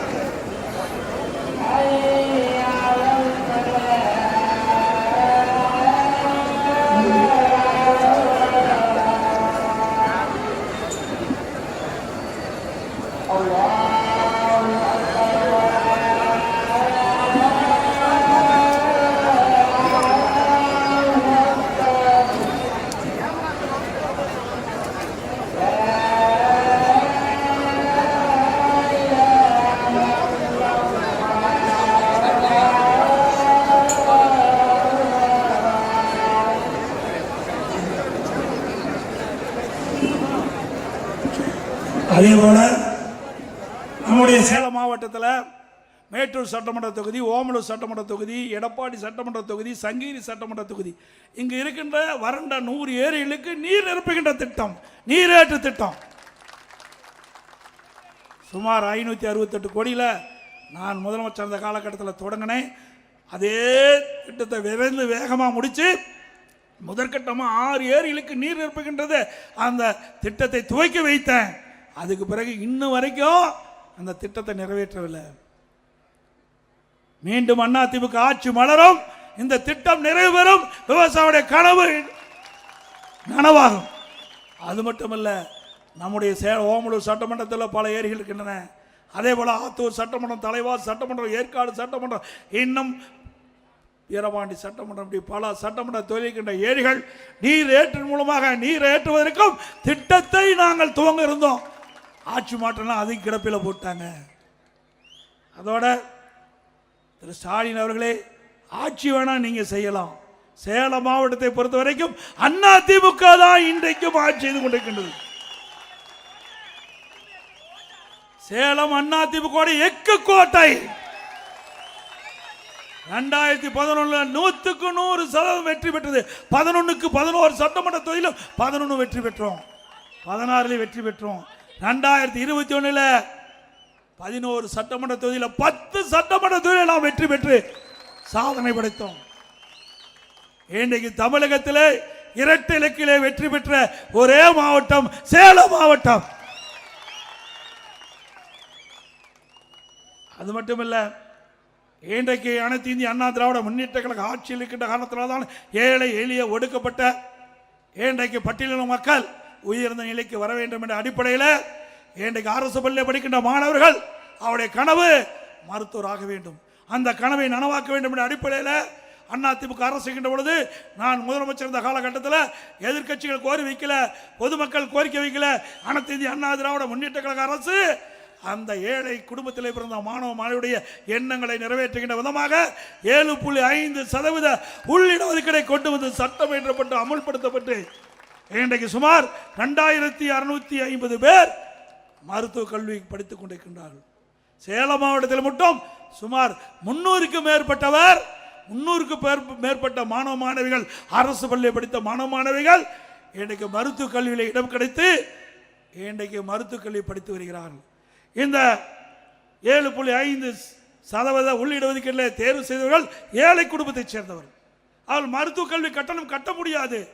அப்படிப்பட்ட நிலைமை அறிந்தவுடன், என்னுடைய கவனத்திற்கு வந்தவுடன், இந்த திட்டத்தின் மூலமாக தேர்வு செய்யப்பட்ட மாணவர்கள் ₹1 கட்டணம் இல்லாமல் அத்தனையும் அரசாங்கமே அவர்களுக்கு கட்டணத்தை செலுத்தி அவர்கள் மருத்துவ கல்வி கற்க ஒரு வாய்ப்பை உருவாக்கி தந்த அரசாங்கம் அதிமுக அரசாங்கம்.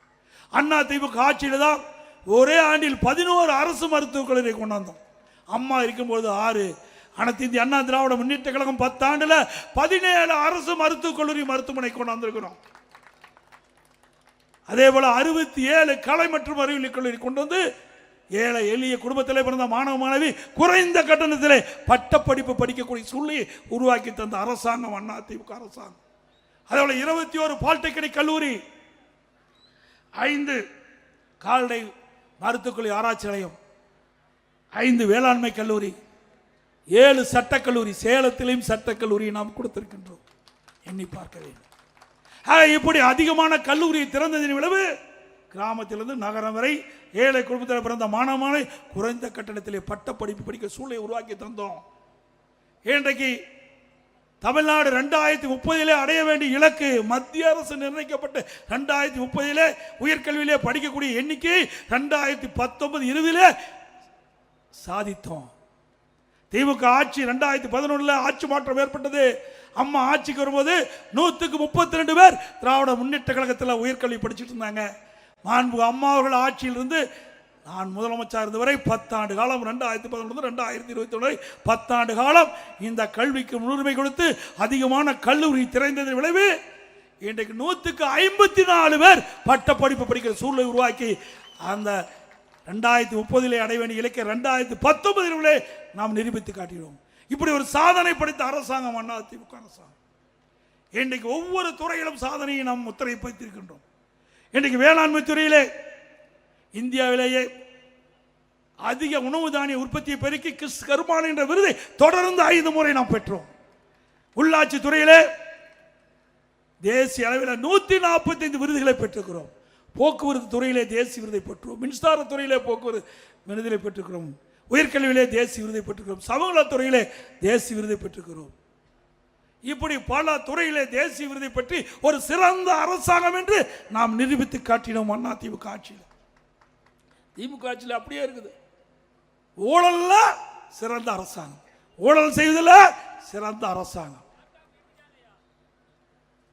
அதோட இந்தியாவிலேயே கடன் வாங்குவதில் முதல் மாநிலம் தமிழ்நாடு. ஸ்டாலினுக்கு பொருத்தம் எவ்வளவு? இதுவரைக்கும் 4,38,000 கோடி கடன் வாங்கிட்டாங்க. 4.5 ஆண்டுல 4,38,000 கோடி கடன் வாங்கிட்டாங்க. 73 ஆண்டு காலம் ஆட்சி செய்தோம். காங்கிரஸ் ஆட்சியிலிருந்து அண்ணா திமுக ஆட்சி 2021 வரை பல கட்சிகள் மாறி மாறி ஆட்சி செஞ்சிருக்குது. அந்த காலகட்டம் முழுவதும் 2021 வரை 5,18,000 கோடி தமிழ்நாட்டுடைய கடன் அளவு. திராவிட முன்னேற்ற கழகம் ஆட்சி பொறுப்பேற்று 4.5 ஆண்டு காலம் 2021 2026 வரை 25 வரை 4,38,000 கோடி கடன் வாங்கியிருக்கிறீங்க. இன்னும் ஒரு வருஷம் இருக்குது. அந்த 25க்கு பிறகு மார்ச்சுக்கு பிறகு 26 மார்ச் வரை 1 லட்சம் கோடி கடன் வாங்க போறீங்க. ஆக திராவிட முன்னேற்ற கழகம் 5 ஆண்டு கால ஆட்சியில் 5,38,000 கோடி கடன் வாங்கி சாதனை படைச்சிருக்கிறீங்க. இந்த ஆண்டுக்கு முன்பு போன ஆண்டு பத்திரிகையில் பார்த்திருப்பீங்க, இந்தியாவிலேயே கடன் வாங்குவதில் முதல் மாநிலம் தமிழ்நாடு. இந்த கடன்லாம் எப்படி கட்ட போறோம்? நீங்க தாங்க கட்டணும். எப்படி கட்டணும்? வரி போடுவாங்க. இப்ப எப்படி வீட்டு வரி போட்டாங்க, கரண்டுக்கு கட்டணத்தை அதிகப்படுத்தினாங்க. இப்படி வரி போட்டு மக்களிடத்தில் வசூலாகி ஏழை மக்களை வஞ்சிக்கின்ற அரசாங்கம் இது. சரி, நீங்க கடன் வாங்கினீங்க, என்ன திட்டத்தை கொண்டாந்தீங்க? நாம 100 ஏரி திட்டத்தை கொண்டாந்தோம். நல்ல சாலைகளை போட்டோம், நல்ல பாலங்களை கட்டி கொடுத்தோம், நிறைய கல்லூரிகளை கொடுத்தோம். நான் இவ்வளவு கல்லூரி திறந்திருக்கிறேன். ஒரு அரசு கல்லூரியா உங்களால கொண்டு வர முடிஞ்சுதா? ஒரு அரசு கல்லூரி கூட கொண்டு வர முடியல. ஒரு அரசு கல்லூரி வரும் என்றால் 400 கோடி தேவை. 400 கோடி இருந்தா தான் ஒரு அரசு மருத்துவக் கல்லூரி கொண்டு வர முடியும். ஒரு அரசு கலை கல்லூரி என்றால் சுமார் 20 கோடி வேணும். பாலிடெக்னிக் கல்லூரினா 35 கோடி வேணும். இப்படி பல கல்லூரிகளை திறந்து அதுக்கு நிதி ஒதுக்கீடு செய்து கட்டடத்தை கட்டி இன்றைக்கு மாணவர்கள் உயர்கல்வி படிக்கக்கூடிய சூழ்நிலை நாங்கள் உருவாக்கி தந்தோம். இவ்வளவு கடன் வாங்கி என்ன செஞ்சிருக்கிறீங்க? ஒண்ணுமே செய்யல. அண்ணா திமுக ஆட்சியில் கொரோனா காலம் ஒரு வருஷம் யாரையும் ஒருவர் பார்க்க முடியல. ஒரு கடுமையான வைரஸ் நோய், வைரஸ் பரவி இருந்தது, கொரோனா வைரஸ் பரவி இருந்தது. அது கொடிய நோய், மக்களை பாதுகாக்க வேண்டும் என்ற அடிப்படையில் ஒரு ஆண்டு அண்ணா திமுக அரசாங்கம் இருக்கின்ற பொழுது, நான் முதலமைச்சராக இருக்கின்ற பொழுது வருவாயே கிடையாது அரசாங்கத்துக்கு. டாஸ்மாக் கடை ஒரு வருஷம் மூடியாச்சு, பத்திரப்பதிவு ஒரு வருஷம் மூடியாச்சு, ரோட் டாக்ஸ் ஒரு வருஷம் மூடியாச்சு, பெட்ரோல் பங்க் மூடியாச்சு, வரி கிடையாது, ஜிஎஸ்டி தொழிற்சாலைகள் கிடையாது, கடை கிடையாது, ஜிஎஸ்டி வருமானம் கிடையாது. எந்த ஒரு வருமானம் இல்லாம சிறப்பான ஆட்சி கொடுத்த அரசாங்கம் அண்ணா திமுக அரசாங்கம். 40,000 கோடி கொரோனாவுக்கு செலவு, 40,000 கோடி கொரோனாவுக்கு செலவு. இன்றைக்கு ஏழை எளிய ஒடுக்கப்பட்ட நசுக்கப்பட்ட பட்டியல மக்கள் யாரும் பாதிக்கூடாது என்பதற்காக சரியான சிகிச்சை கொடுத்தோம். விலையில்லாத, விலை மதிக்க முடியாத உயிரை காப்பாற்றினோம்.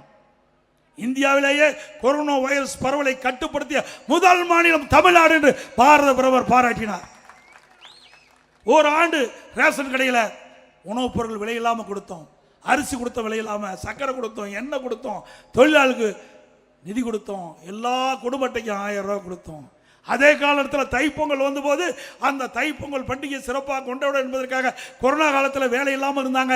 நம்முடைய தை பண்டிகை நம்முடைய கிராமத்திலிருந்து நகர வரை தை பிறந்தால் வழிபிறக்கும் என்ற அடிப்படையில் அந்த மக்கள் மகிழ்ச்சியோடு தை பண்டிகை கொண்டாட என்பதற்காக எல்லா குடும்ப அட்டைக்கு 2,500 ரூபாய் நாங்கள் கொடுத்தோம்.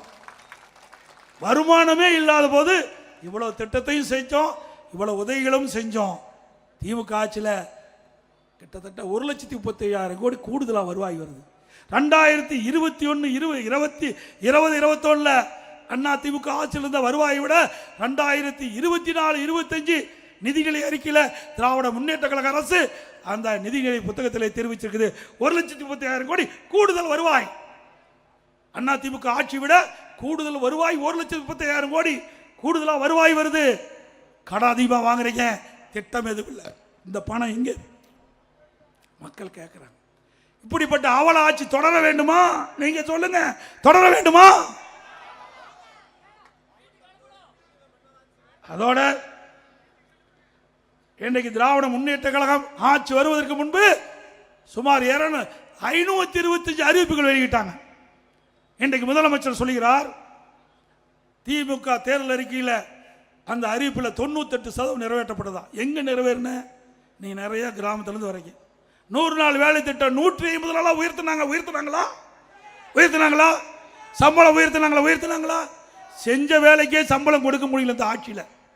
ஏழை எளிய மக்கள் இன்றைக்கு கிராமத்தில் இருக்கின்ற அந்த 100 நாள் வேலை திட்டத்தில் பணிபுரிந்த பெண் ஊழியர்களுக்கு முறையாக சம்பளம் கூட கொடுக்க முடியல.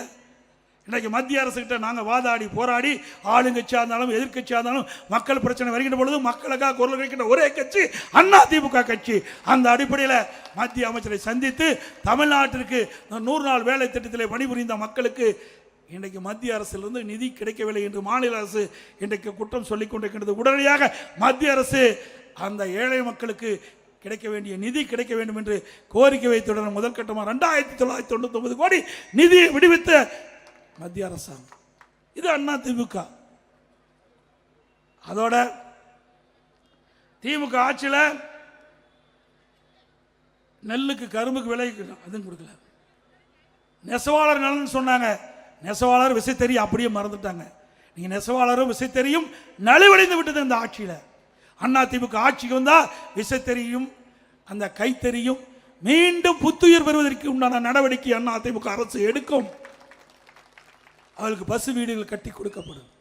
அதே போல அனைத்து இந்திய அண்ணா திராவிட முன்னேற்ற கழகம் ஆட்சிக்கு வந்த உடனே இந்த கிராமத்திலிருந்து நகர வரை வீடு இல்லாத ஏழை மக்களுக்கு அதிமுக ஆட்சியிலே நிலம் இல்லை என்றாலும் அதிமுக ஆட்சியை நிலம் வாங்கி அற்புதமான கான்கிரீட் வீடு கட்டி கொடுக்கப்படும். இப்பொழுது கட்டுகின்ற வீடு மாடி இல்லை, பல லட்சம் மதிப்புள்ள அற்புதமான தரமான வீடு நம்முடைய ஏழை மக்களுக்கு கட்டி கொடுக்கப்படும், பட்டியல மக்களுக்கு கட்டி கொடுக்கப்படும். அதே போல ஒவ்வொரு தீபாவளி வருகின்ற பொழுதும் நம்முடைய தாய்மார்களுக்கும் சகோதரிகளுக்கும் சிறப்பான அற்புதமான சேலை உங்களுக்கு வழங்கப்படும். தீபாவளி என்று ஒவ்வொரு தீபாவளியும் வழங்கப்படும். அதனால பொங்கலுக்கு இந்த அரசாங்கம் வந்த பிறகு தரமான சீலை வேஷ்டி வழங்கவில்லை.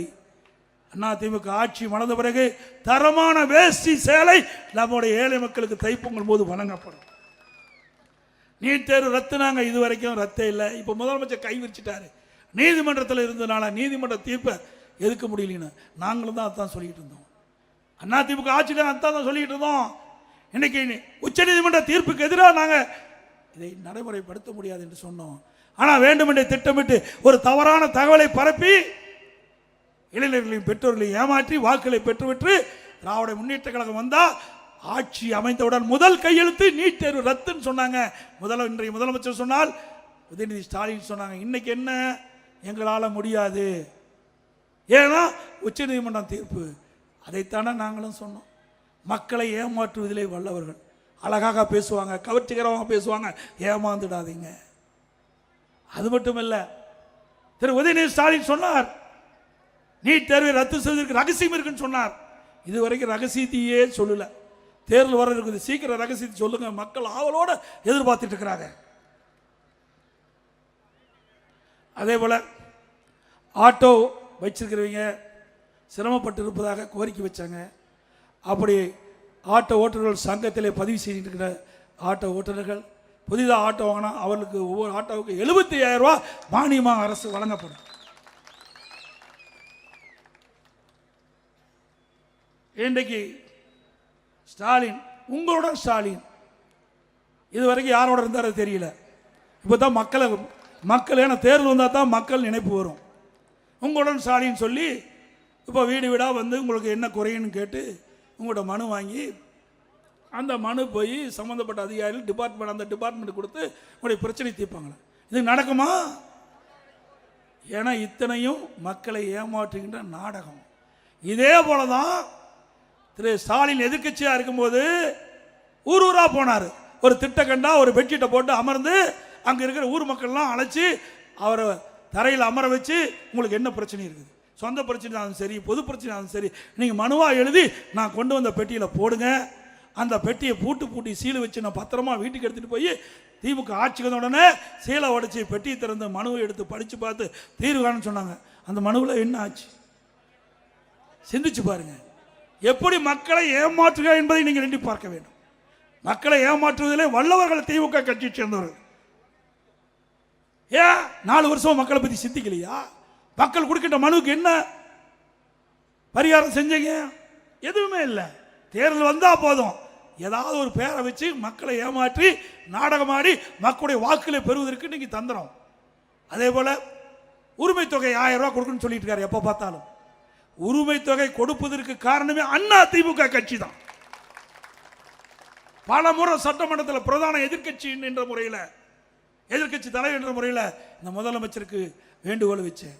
நீங்க தேர்தல் நேரத்தில் தேர்தல் அறிவிப்பு கொடுத்தீங்க. குடும்ப தலைவிக்கு மாதந்தோறும் 1000 ரூபாய் உரிமை தொகை வழங்குவதாக எனக்கு வாக்குறுதி கொடுத்தீங்க. அந்த வாக்குறுதியை நம்பி அந்த ஏழை மக்கள் உங்களுக்கு வாக்களிச்சாங்க. ஆட்சிக்கு வந்த பிறகு அதை மறந்து விட்டீர்கள். இன்னைக்கு உடனடியாக நீங்கள் கொடுக்கப்பட்ட வாக்குறுதி நிறைவேற்ற வேண்டும் என்று நானும் எங்களுடைய சக சட்டமன்ற தொடர்ந்து 28 மாதம் தொடர்ந்து அழுத்தம் கொடுத்தோம். அண்ணா திமுக பொதுக்கூட்டத்தில் எங்களுடைய கட்சி நிர்வாகிகள், தொண்டர்கள், சட்டமன்ற தொடர்ந்து பேசி அழுத்தம் கொடுத்த காரணத்தில் வேற வழி இல்லாமல் 28 மாதம் கழிச்சு தான் இந்த மக்களுக்கு 1000 ரூபாய் மாதந்தோறும் உரிமை தொகை வருது. மகளிருக்கு, குடும்ப தலைவிக்கு இப்போது ஒரு அறிவிப்பு கொடுத்துருக்காங்க. மக்கள் செல்வாக்கு எழுந்துட்டாங்க, கட்சிக்காரனுடைய செல்வாக்கு எழுந்துட்டாங்க. 2026 சட்டமன்ற தேர்தலில் வெற்றி பெற முடியாது என்ற நிலைமைக்கு வந்தவுடன் உடனே ஸ்டாலின் ஒரு அறிவிப்பு கொடுக்கிறார். இன்றைக்கு நிறுத்தப்பட்ட லேப்டாப் கொடுக்கப்படும். ஏன் இது வரைக்கும் கொடுக்கல? 4 வருஷமா கொடுக்கல. இந்த ஆண்டு கொடுப்பதை அறிவிச்சிருக்காரு. கொடுத்தா நிஜம். நாங்களும் தொடர்ந்து வலியுறுத்திட்டு இருக்கிறோம். இன்னைக்கு அறிவுபூர்வமான கல்வி கிடைக்க அம்மா கொண்டு வந்த திட்டம் தமிழகத்தில் 52 லட்சம் மாணவ மாணவிக்கு அண்ணா திமுக ஆட்சியில் லேப்டாப் கொடுத்தோம். திறமையான மாணவர்கள் உருவாக்கணும். 7000 கோடி அதுக்காக நிதி ஒதுக்கீடு செய்யப்பட்டது. உங்களுடைய ஆட்சியில் நிறுத்தப்பட்டவர்கள் அத்தனையும் அரசு பள்ளியில் படிக்கின்ற ஏழை மாணவர்கள். அப்படிப்பட்ட மாணவர்களை சிறந்த மாணவர்களாக, அறிவுபூர்வமான மாணவர்களாக விஞ்ஞான கல்வி கிடைக்க என்பதற்காக அந்த திட்டம் கொண்டு வரப்பட்ட திட்டத்தை நிறுத்திவிட்டீர்கள் என்று கேட்டோம். இப்பொழுதுதான் அந்த மாணவர்களுடைய வாக்கு தேவை, அதுக்காக கொடுப்பதாக தெரிவிச்சிருக்காங்க. வந்தா நிஜம். அதோட மேலும் 30 லட்சம் மகளிருக்கு உரிமை தொகை கொடுக்குறாங்க. ஏன்னா தோத்து போயிருந்து வந்துட்டாங்க, வேற வழி இல்லை. தேர்தல் நேரத்தில் அனைத்து குடும்ப தலைவிக்கும் மாதந்தோறும் 1000 ரூபாய் கொடுக்கப்படும் அறிவிப்பு கொடுத்துட்டு 1,14 லட்சம் பேருக்கு தான் கொடுத்தாங்க. எஞ்சியவருக்கு கொடுக்க முடியல. இப்போ விதியை தளர்த்தி மேலும் 30 லட்சம் குடும்ப தலைவிகளுக்கு மாதந்தோறும் 1000 ரூபாய் கிடைக்கும். டிசம்பர் மாதத்துலேருந்து கொடுக்குன்னு சொல்கிறாங்க. ஏன்னா ஏப்ரலில் தேர்தல் வர இருக்குது. 4 மாதத்துக்கு 4000 கொடுத்து அந்த 30 லட்சம் மக்களுடைய வாக்களை பெறுவதற்காக திரு ஸ்டாலின் அரசு தந்திரமா இந்த ஒரு நாடகத்தை அரங்கேறிக்கின்றது. ஆக 60 மாதம் 5 வருஷத்துக்கு, இப்போ 56 மாதத்துக்கு அவங்களுக்கு கிடைக்கல. இந்த 4 மாதத்துக்கு கிடைக்கிறது. இதே அனைத்து இந்திய அண்ணா திராவிட முன்னேற்ற கழக தேர்தல் அறிக்கையில் நாங்கள் குறிப்பிட்டோம். அப்பொழுது அனைத்து இந்திய அண்ணா திராவிட முன்னேற்ற கழகம் ஆட்சிக்கு வந்தா குடும்ப அட்டைக்கு 1500 ரூபாய் கொடுப்போம்னு சொன்னோம். ஆனால் வேண்டுமென்றே திட்டமிட்டு பொய்யாக திராவிட முன்னேற்ற கழகம் பேசி பேசி மக்களை கவர்ந்து மக்களை ஏமாற்றி ஆட்சிக்கு வந்த கட்சி திமுக கட்சி என்பதை நேரத்தில் தெரிவிக்க விரும்புகிறேன். அதுபோல எஸ்ஐஆர் இன்னைக்கு வாக்காளர் சிறப்பு தீவிர திருத்தம் எனக்கு வீடு வீடா வர இருக்காங்க. பொதுமக்களும் கழக நிர்வாகிகளும் தொண்டர்களும் விழிப்போடு இருந்து தங்களுடைய வாக்குகளை வாக்காளர் பட்டியலை நீங்கள் பதிவு செய்ய வேண்டும். திமுக காரன் வேணும்னே திட்டமிட்டு அண்ணா திமுகவுக்கு யாராவது வாக்களிக்கக்கூடிய இருந்தால் அந்த வாக்கு பட்டியலில் இடம்பெறாமல் ஒரு நிலையை ஏற்படுத்துவாங்க. அதனால் நம்முடைய நிர்வாகிகளும் தொண்டர்களும் பொதுமக்களும் தங்களுடைய வாக்குரிமையை பாதுகாக்கின்ற விதமாக இன்னைக்கு அங்கங்கே வருகின்ற பிஎல்ஓ அப்படின்னு அதிகாரிகள் நியமிக்கப்பட்டிருக்காங்க. ஒவ்வொரு பூத்துக்கும் ஒரு அதிகாரிகள் நியமிக்கப்பட்டிருக்காங்க. அது வீடு வீடாக வருவாங்க. வீடு வீடாக வந்து படிவம் கொடுப்பாங்க. அந்த படிவத்தை வாங்கி முறையாக பதிவு செஞ்சு முறையாக அந்த அதிகாரிக்கு ஒப்படைங்க. மிக மிக முக்கியம். ஆனால் இதையும் எதுக்குறாங்க, எஸ்ஐஆர் எதுக்குறாங்க. அதோட சிறப்பு தீவிர திருத்த வாக்காளர் பட்டியலில் நிறுத்துறாங்க. திமுக எதுக்குது, திமுக கூட்டணி எதுக்குது? ஏன்னா நகராட்சி மாநகராட்சியில் கள்ள ஓட்டு போட்டு தான் ஜெயிச்சுக்கிட்டு இருந்தாங்க. இறந்தவர்களாம் தேர்தல் நேரத்தில் உயிர் பெற்று ஓட்டு போட வந்துடுவான். இறந்தவர்களாம் தேர்தல் நேரத்தில் உயிர் பெற்று ஓட்டு போட வந்துடுவாங்க. அதையெல்லாம் இறந்தவர்கள்லாம் வாக்காளர் பட்டியலிருந்து நீக்கப்படுகிறது. அதே போல் பல ஆண்டுகளாக குடியே இல்லாமல் இருப்பாங்க, அவர்களும் அந்த வாக்காளர் இடம்பெற்றிருக்கிறாங்க. இரட்டை வாக்காளர் இருக்குது, புதிய வாக்காளர் சேர்த்து வேணும். இந்த எஸ்ஐஆர் என்பது மிக மிக முக்கியம். போலி வாக்காளர்களை நீக்குவது, தகுதியான வாக்காளர்களை வாக்காளர் பற்றி இடம்பெற செய்வது, அதுதான் எஸ்ஐஆர். அதை ஏன் எதுக்குற? அதில் என்ன ஒன்று கஷ்டம் இருக்குது? ஆளுங்கட்சி திமுக கட்சி, ஆளுங்கட்சி சேர்ந்த அரசு அதிகாரிகள் தான் இன்னைக்கு வீடு வீடாக வர்றாங்க.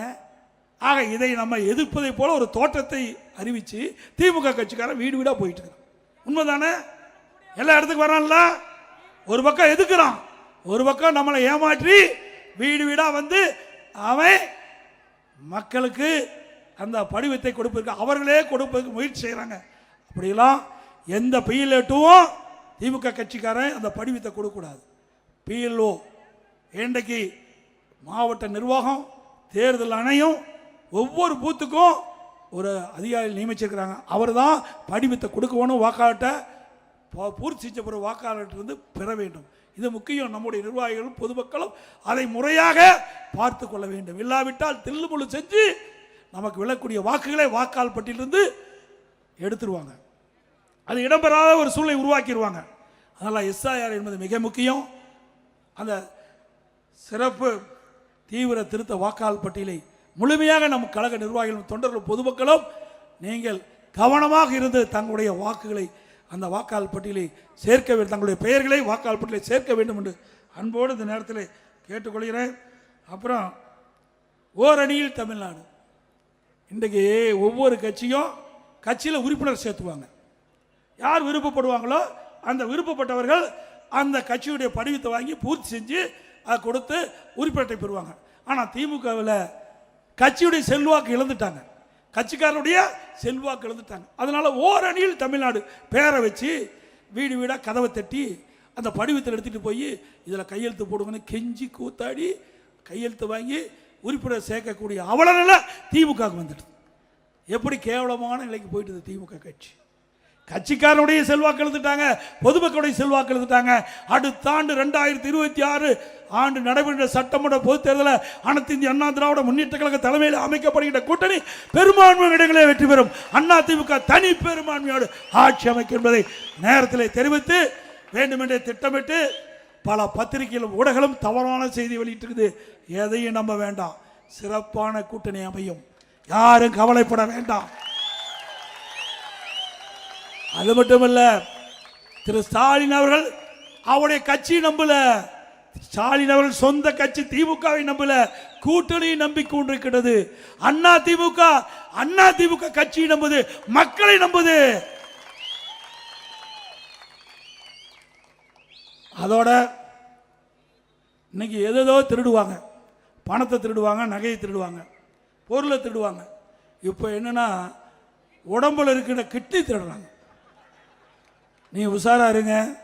யாராவது இங்கே வந்திருக்கிற கழக நிர்வாகிகள், தொண்டர், பொதுமக்கள், உங்கள் உற்றார் உறவினர் நம்பர் யாராவது திமுக கட்சிக்காரன் நடத்துகிற மருத்துவமனைக்கு போயிருந்தீங்களா? நீ போய் ஸ்கேன் பண்ணி பார்த்துங்க, உங்கள் உடம்புல இருக்கிற உறுப்புகள்லாம் உள்ள கரெக்டாக இருக்குதான்னு பார்த்துங்க.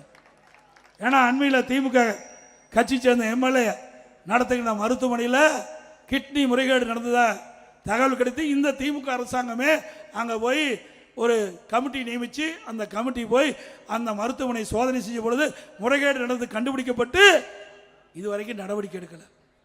இது மிக மோசமானது என்பதை நேரத்தில் எண்ணி பார்க்க வேண்டும். அதிமுக ஆட்சி வந்த பிறகு முறையாக விசாரிக்கப்பட்டு இப்படி ஏழை எளிய வறுமையில் இருக்கின்ற மக்களை கிட்னியை திருடுகின்ற அந்த நிலை மாற வேண்டும். அந்த கிட்னி திருடுகின்றவர்கள் முறைகேடாக கிட்னியை எடுக்கப்பட்டவர்கள் மீது விசாரிக்கப்பட்டு சட்ட நீதியாக நடவடிக்கை எடுக்கப்படும் என்ற அறிவிப்பை இந்த நேரத்தில் தெரிவித்து, எல்லா முதலமைச்சரும் வெளிநாடு போவாங்க, என்ன முதலீடு ஈர்க்க போவாங்க. நம்ம முதலமைச்சர் ஸ்பெயினுக்கு போனார், அங்கே உலகத்தில் உலக நாட்டுக்கெல்லாம் போகிறார், பல நாட்டுக்கு போனார், ஸ்பெயினுக்கு போனார், ஜெர்மனிக்கு போனார், அமெரிக்கா போனார், துபாய்க்கு போனார், பல இடத்துக்கு போனார். அங்கே கூட தொழில் முதலீட்டு ஈர்ப்பான்னு தான் பார்த்தேன். ஆனால் ஸ்பெயினில் போய் சைக்கிள் ஓட்டிகிட்டு இருக்கார். ஏங்க இதுக்காகவே நீங்கள் ஸ்பெயினுக்கு போனீங்க? அங்கே போய் சைக்கிள் ஓட்டிகிட்டு இருக்கார். இப்படிப்பட்ட முதலமைச்சராக நாட்டை ஆண்டா எங்கே போய் முதலீடு வரும்? ஆக முதலீடை ஈர்க்க போல முதலீடு செய்ய போனார் இன்றைய முதலமைச்சர். அது மட்டும் இல்லை, இதே ஸ்டாலின் அவர்கள் ஜெர்மன் நாட்டுக்கு போகும்போது அந்த பத்திரிகையாளர் சந்திப்பு நடந்தது. அப்பொழுது 922 புரிந்துணர்வு திராவிட முன்னேற்றங்கள் ஆட்சி பொறுப்பேற்ற பிறகு 922 புரிந்துணர்வு ஒப்பந்தங்கள் போடப்பட்டதாகும். சுமார் 10,62,000 கோடி தொழில் முதலீட்டை ஈர்க்கப்பட்டதாகும். அதோடு இந்த திட்டங்கள் நிறைவேறுகின்ற பொழுது சுமார் 32 லட்சம் பேருக்கு வேலை கிடைக்கும் என்ற ஒரு செய்தி சொன்னார். அதோட 77% புரிந்துணர்வு ஒப்பந்தங்கள் நிறைவேற்றப்பட்டதா சொன்னார். அப்படி 77% புரிந்துணர்வு ஒப்பந்தங்கள் நிறைவேற்றப்பட்டனா 77% தொழில்கள் தமிழகத்தில் தொடங்கப்பட்டதுன்னு சொன்னால் 25 லட்சம் பேருக்கு வேலை கிடைச்சிருக்கணும். இங்க ஓமலூரில் ஏதாவது வேலை கிடைச்சிருக்குதா? கிடைச்சிருக்குதுங்களா? அத்தனையும் பச்சை பொய். இதெல்லாம் அவர் ஜெர்மன் நாட்டுக்கு செல்கின்ற பொழுது அந்த விமான நிலையத்தில் செய்தியாளர் சந்திப்பிலே இப்படிப்பட்ட ஒரு பச்சை பொய்ய சொல்லிய முதலமைச்சர் இன்றைய முதலமைச்சர் ஸ்டாலின் என்பதை நேரத்தில் நினைவு கொள்ள வேண்டும். அதே அனைத்து இந்திய அண்ணா திராவிட முன்னேற்றங்களை ஆட்சி இருக்கின்ற பொழுது நீதையும் புரட்சித் தலைவி அம்மாவில் தமிழகத்தினுடைய முதலமைச்சர் இருக்கின்ற பொழுது 2015ஆம் ஆண்டு தொழில் முதலீட்டார் மாநாட்டில் சென்னத்தை நடத்தி 2,62,000 கோடி தொழில் முதல் ஈர்க்கப்பட்டது. சுமார் 74 புரிந்துணர்வு ஒப்பந்தம் போட்டு பல புரிந்துணர்வு ஒப்பந்தங்கள் செயல்பாட்டுக்கு வந்து பல்லாயிரக்கணக்கான பேருக்கு வேலை வாய்ப்பு கிடைச்சது.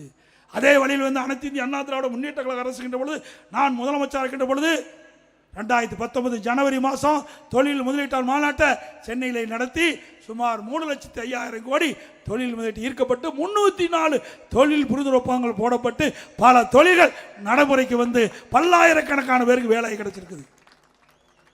இன்றைக்கு மத்திய அரசு அறிவிப்புப்படி ஸ்டாலின் 10,65,000 தொழில் முதலீட்டு ஈர்த்ததா சொல்றாங்க. மத்திய அரசாங்கம் எவ்வளவு தொழில் முதலீடு தமிழகத்தில் செய்யப்பட்டது என்ற விவரத்தை சொல்லியிருக்காங்க. 2022-23 17,247 கோடி தான் தொழில் முதலீடு செய்யப்பட்டிருக்குது. 2023-24 20,157 கோடி முதலீடு செய்யப்பட்டிருக்குது. 2024-25 31,103 கோடி தொழில் முதலீடு செய்யப்பட்டிருக்குது. ஆக 3 ஆண்டுகளில் 2025 மார்ச் வரை திராவிட முன்னேற்ற கழக ஆட்சியில் 68,507 கோடி தான் தொழில் முதலீடு தமிழகத்தில் வந்திருக்குது. ஆனால் இன்றைய முதலமைச்சர் 10,62,000 கோடி தொழில் 10,62,000 கோடி தொழில் முதலீட்டு ஈர்க்கப்பட்டதாகவும் 77% தொழில்கள் தொடங்கப்பட்டதாகவும் ஒரு அறிவிப்பை கொடுத்திருக்கின்ற எந்த அளவுக்கு மக்களை ஏமாற்றுகிறேன் என்பதை நாம் எண்ணி பார்க்க வேண்டும் என்று நேரத்தில் தெரிவித்து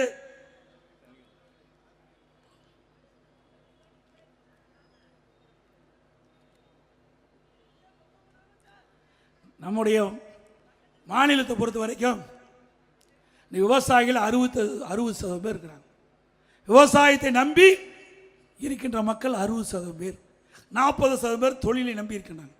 இந்த 60% மக்களும் அவள் இரவென்றும் பகலென்றும் வெயிலும் மழையும் பொருட்படுத்தாமல் ரத்தத்தை வேர்வையாக மண்ணிலே சிந்து உழைத்து பிழைக்கக்கூடியவர்கள் இந்த 60% மக்கள். நீங்கள் டெல்டா மாவட்டம் போயிருந்தேன். அங்கே குருவை சாகுபடி, அந்த சாகுபடி செய்த அந்த விவசாயிகள் அவருடைய அறுவடை செஞ்சு அந்த நெல்மணிகள்லாம் மூட்டை பிடித்து அங்கே நேரடி கொள்முதலத்தில் வந்து திறந்த வெளியில் அடுக்கி வச்சுருந்தாங்க. 15 நாள் அந்த அரசாங்கம் அந்த கொள்முதல் செய்யவே இல்லை. அதனால் மழை காலத்தில் தொடர் மழையினால் அதெல்லாம் நெல்மணிகள்லாம் மழையில் முளைச்சி அப்படியே நாற்று 4 இன்ச்சு வந்துட்டுது. நான் கேட்டால் இந்த முதலமைச்சரும் உணவுத்துறை மந்திரி சொல்கிறாங்க வேண்டுமென்றே திட்டமிட்டு எதிர்க்கட்சி தலைவர் தவறான தகவலை சொல்கிறார் என்று. நான் நேரடியாக எல்லா கொள்முதலத்துக்கும் பல கொள்முதலத்துக்கு போனேன். தஞ்சாவூர் மாவட்டம், நாகை மாவட்டம், திருவாரூர் மாவட்டம், இப்படி இந்த மாவட்டத்துக்கெல்லாம் நேராக போனேன். மயிலாடுதுறை வரைக்கும் போனேன். திருவாரூர்லேருந்து தஞ்சாவூர், திருவாரூர், நாகப்பட்டினம், மயிலாடுதுறை 4 மாவட்டத்தில் இருக்கின்ற நேரடி கொள்முதலுக்கு சென்று அங்கே என்ன நிலைமைன்னு விவசாயிகிட்ட கேட்டு இருந்தேன். அப்போ விவசாயிகள் கண்ணீர் மல்க சொன்னாங்க, நாங்கள் 1 ஏக்கருக்கு 30,000 ரூபா செலவு செஞ்சு பயிர் நடவு செஞ்சு அறுவடை செஞ்சு கொண்டு வந்த நெல்லை முறையாக கொள்முதல் செய்யலை. இங்கே நெல்லெல்லாம் முளைச்சி போச்சு. இன்னைக்கு தொடர் மழையில் காரணமாக நெல் குவியலாக குவிச்சு வச்சுருக்கிறோம். அந்த நெல்லெல்லாம் அவிஞ்சு போச்சுன்னு எடுத்து காட்டினாங்க. இந்த அரசாங்கம் நேரடியாக கொள்முதல் நிலையத்தில் கொள்முதல் செய்யாத கணத்தில் பல்லாயிரக்கணக்கான விவசாயிகள் இன்றைக்கு கண்ணீர் மல்க தன் உழைத்த நெல்லையெல்லாம் விற்க முடியாத அவலங்களை இந்த ஆட்சியில் ஏற்பட்டுகின்றது. இதற்கெல்லாம் முடிவு கேட்கின்ற தேர்தல் 2026 சட்டமன்ற தேர்தல் என்பதை நேரத்தில் தெரிவித்து, இந்த சேலம் மாவட்டத்திலே இன்றைக்கு ஓமலூர் சட்டமன்ற தொகுதியிலே அனைத்து இந்திய அண்ணா திராவிட முன்னேற்ற கழகத்துடைய கட்சியுடைய தொடக்க விழா மிகச் சிறப்பாக எழுச்சியாக இந்த பகுதியே ஓமலூர் பேரூராட்சி குளிக்கின்ற அளவுக்கு மக்கள் வேணும். கிட்டத்தட்ட 1.5 மணி நேரம் நான் பேசிட்டேன். 1.5 மணி நேரம் இங்கேயே அமர்ந்து நாட்டில் என்ன பிரச்சனை அதை முழுமையாக தெரிந்து கொண்டவர்கள் அத்தனை பேரும் நாட்டு மக்களுக்கு எடுத்து சொல்ல வேண்டும். இந்த ஆட்சியுடைய அவலங்களை மக்களுக்கு தெரிய வைக்க வேண்டும். இது மக்களோட ஆட்சி மிக விரைவாக அகற்றப்பட வேண்டும். அதற்கு அத்தனை பேரும் நீங்கள் துணை நிற்க வேண்டும் என்று நேரத்தில் கேட்டு, மக்களை காப்போம், தமிழகத்தை மீட்போம், மக்களை தமிழகத்தை மக்களை தமிழகத்தை மக்களை தமிழகத்தை பை பை ஸ்டாலின். நன்றி, வணக்கம். மிகச் சிறப்பாக எழுச்சியாக இந்த தொடக்க விழா பொதுக்கூட்டத்தை நடத்திய மாவட்ட செயலாளர்களுக்கும் ஆரிமை தொகுதி சட்டமன்ற உறுப்பினர்களுக்கும் நன்றி தெரிவித்து, அவரோடு இணைந்து பணியாற்றிய ஒன்றிய நகர பேரூராட்சி கழக நிர்வாகிகள் அத்தனை பேருக்கும் நன்றி தெரிவித்து, இங்கே வருகின்ற அத்தனை நல்ல உள்ளங்களுக்கும் நன்றி, நன்றி, வணக்கம்.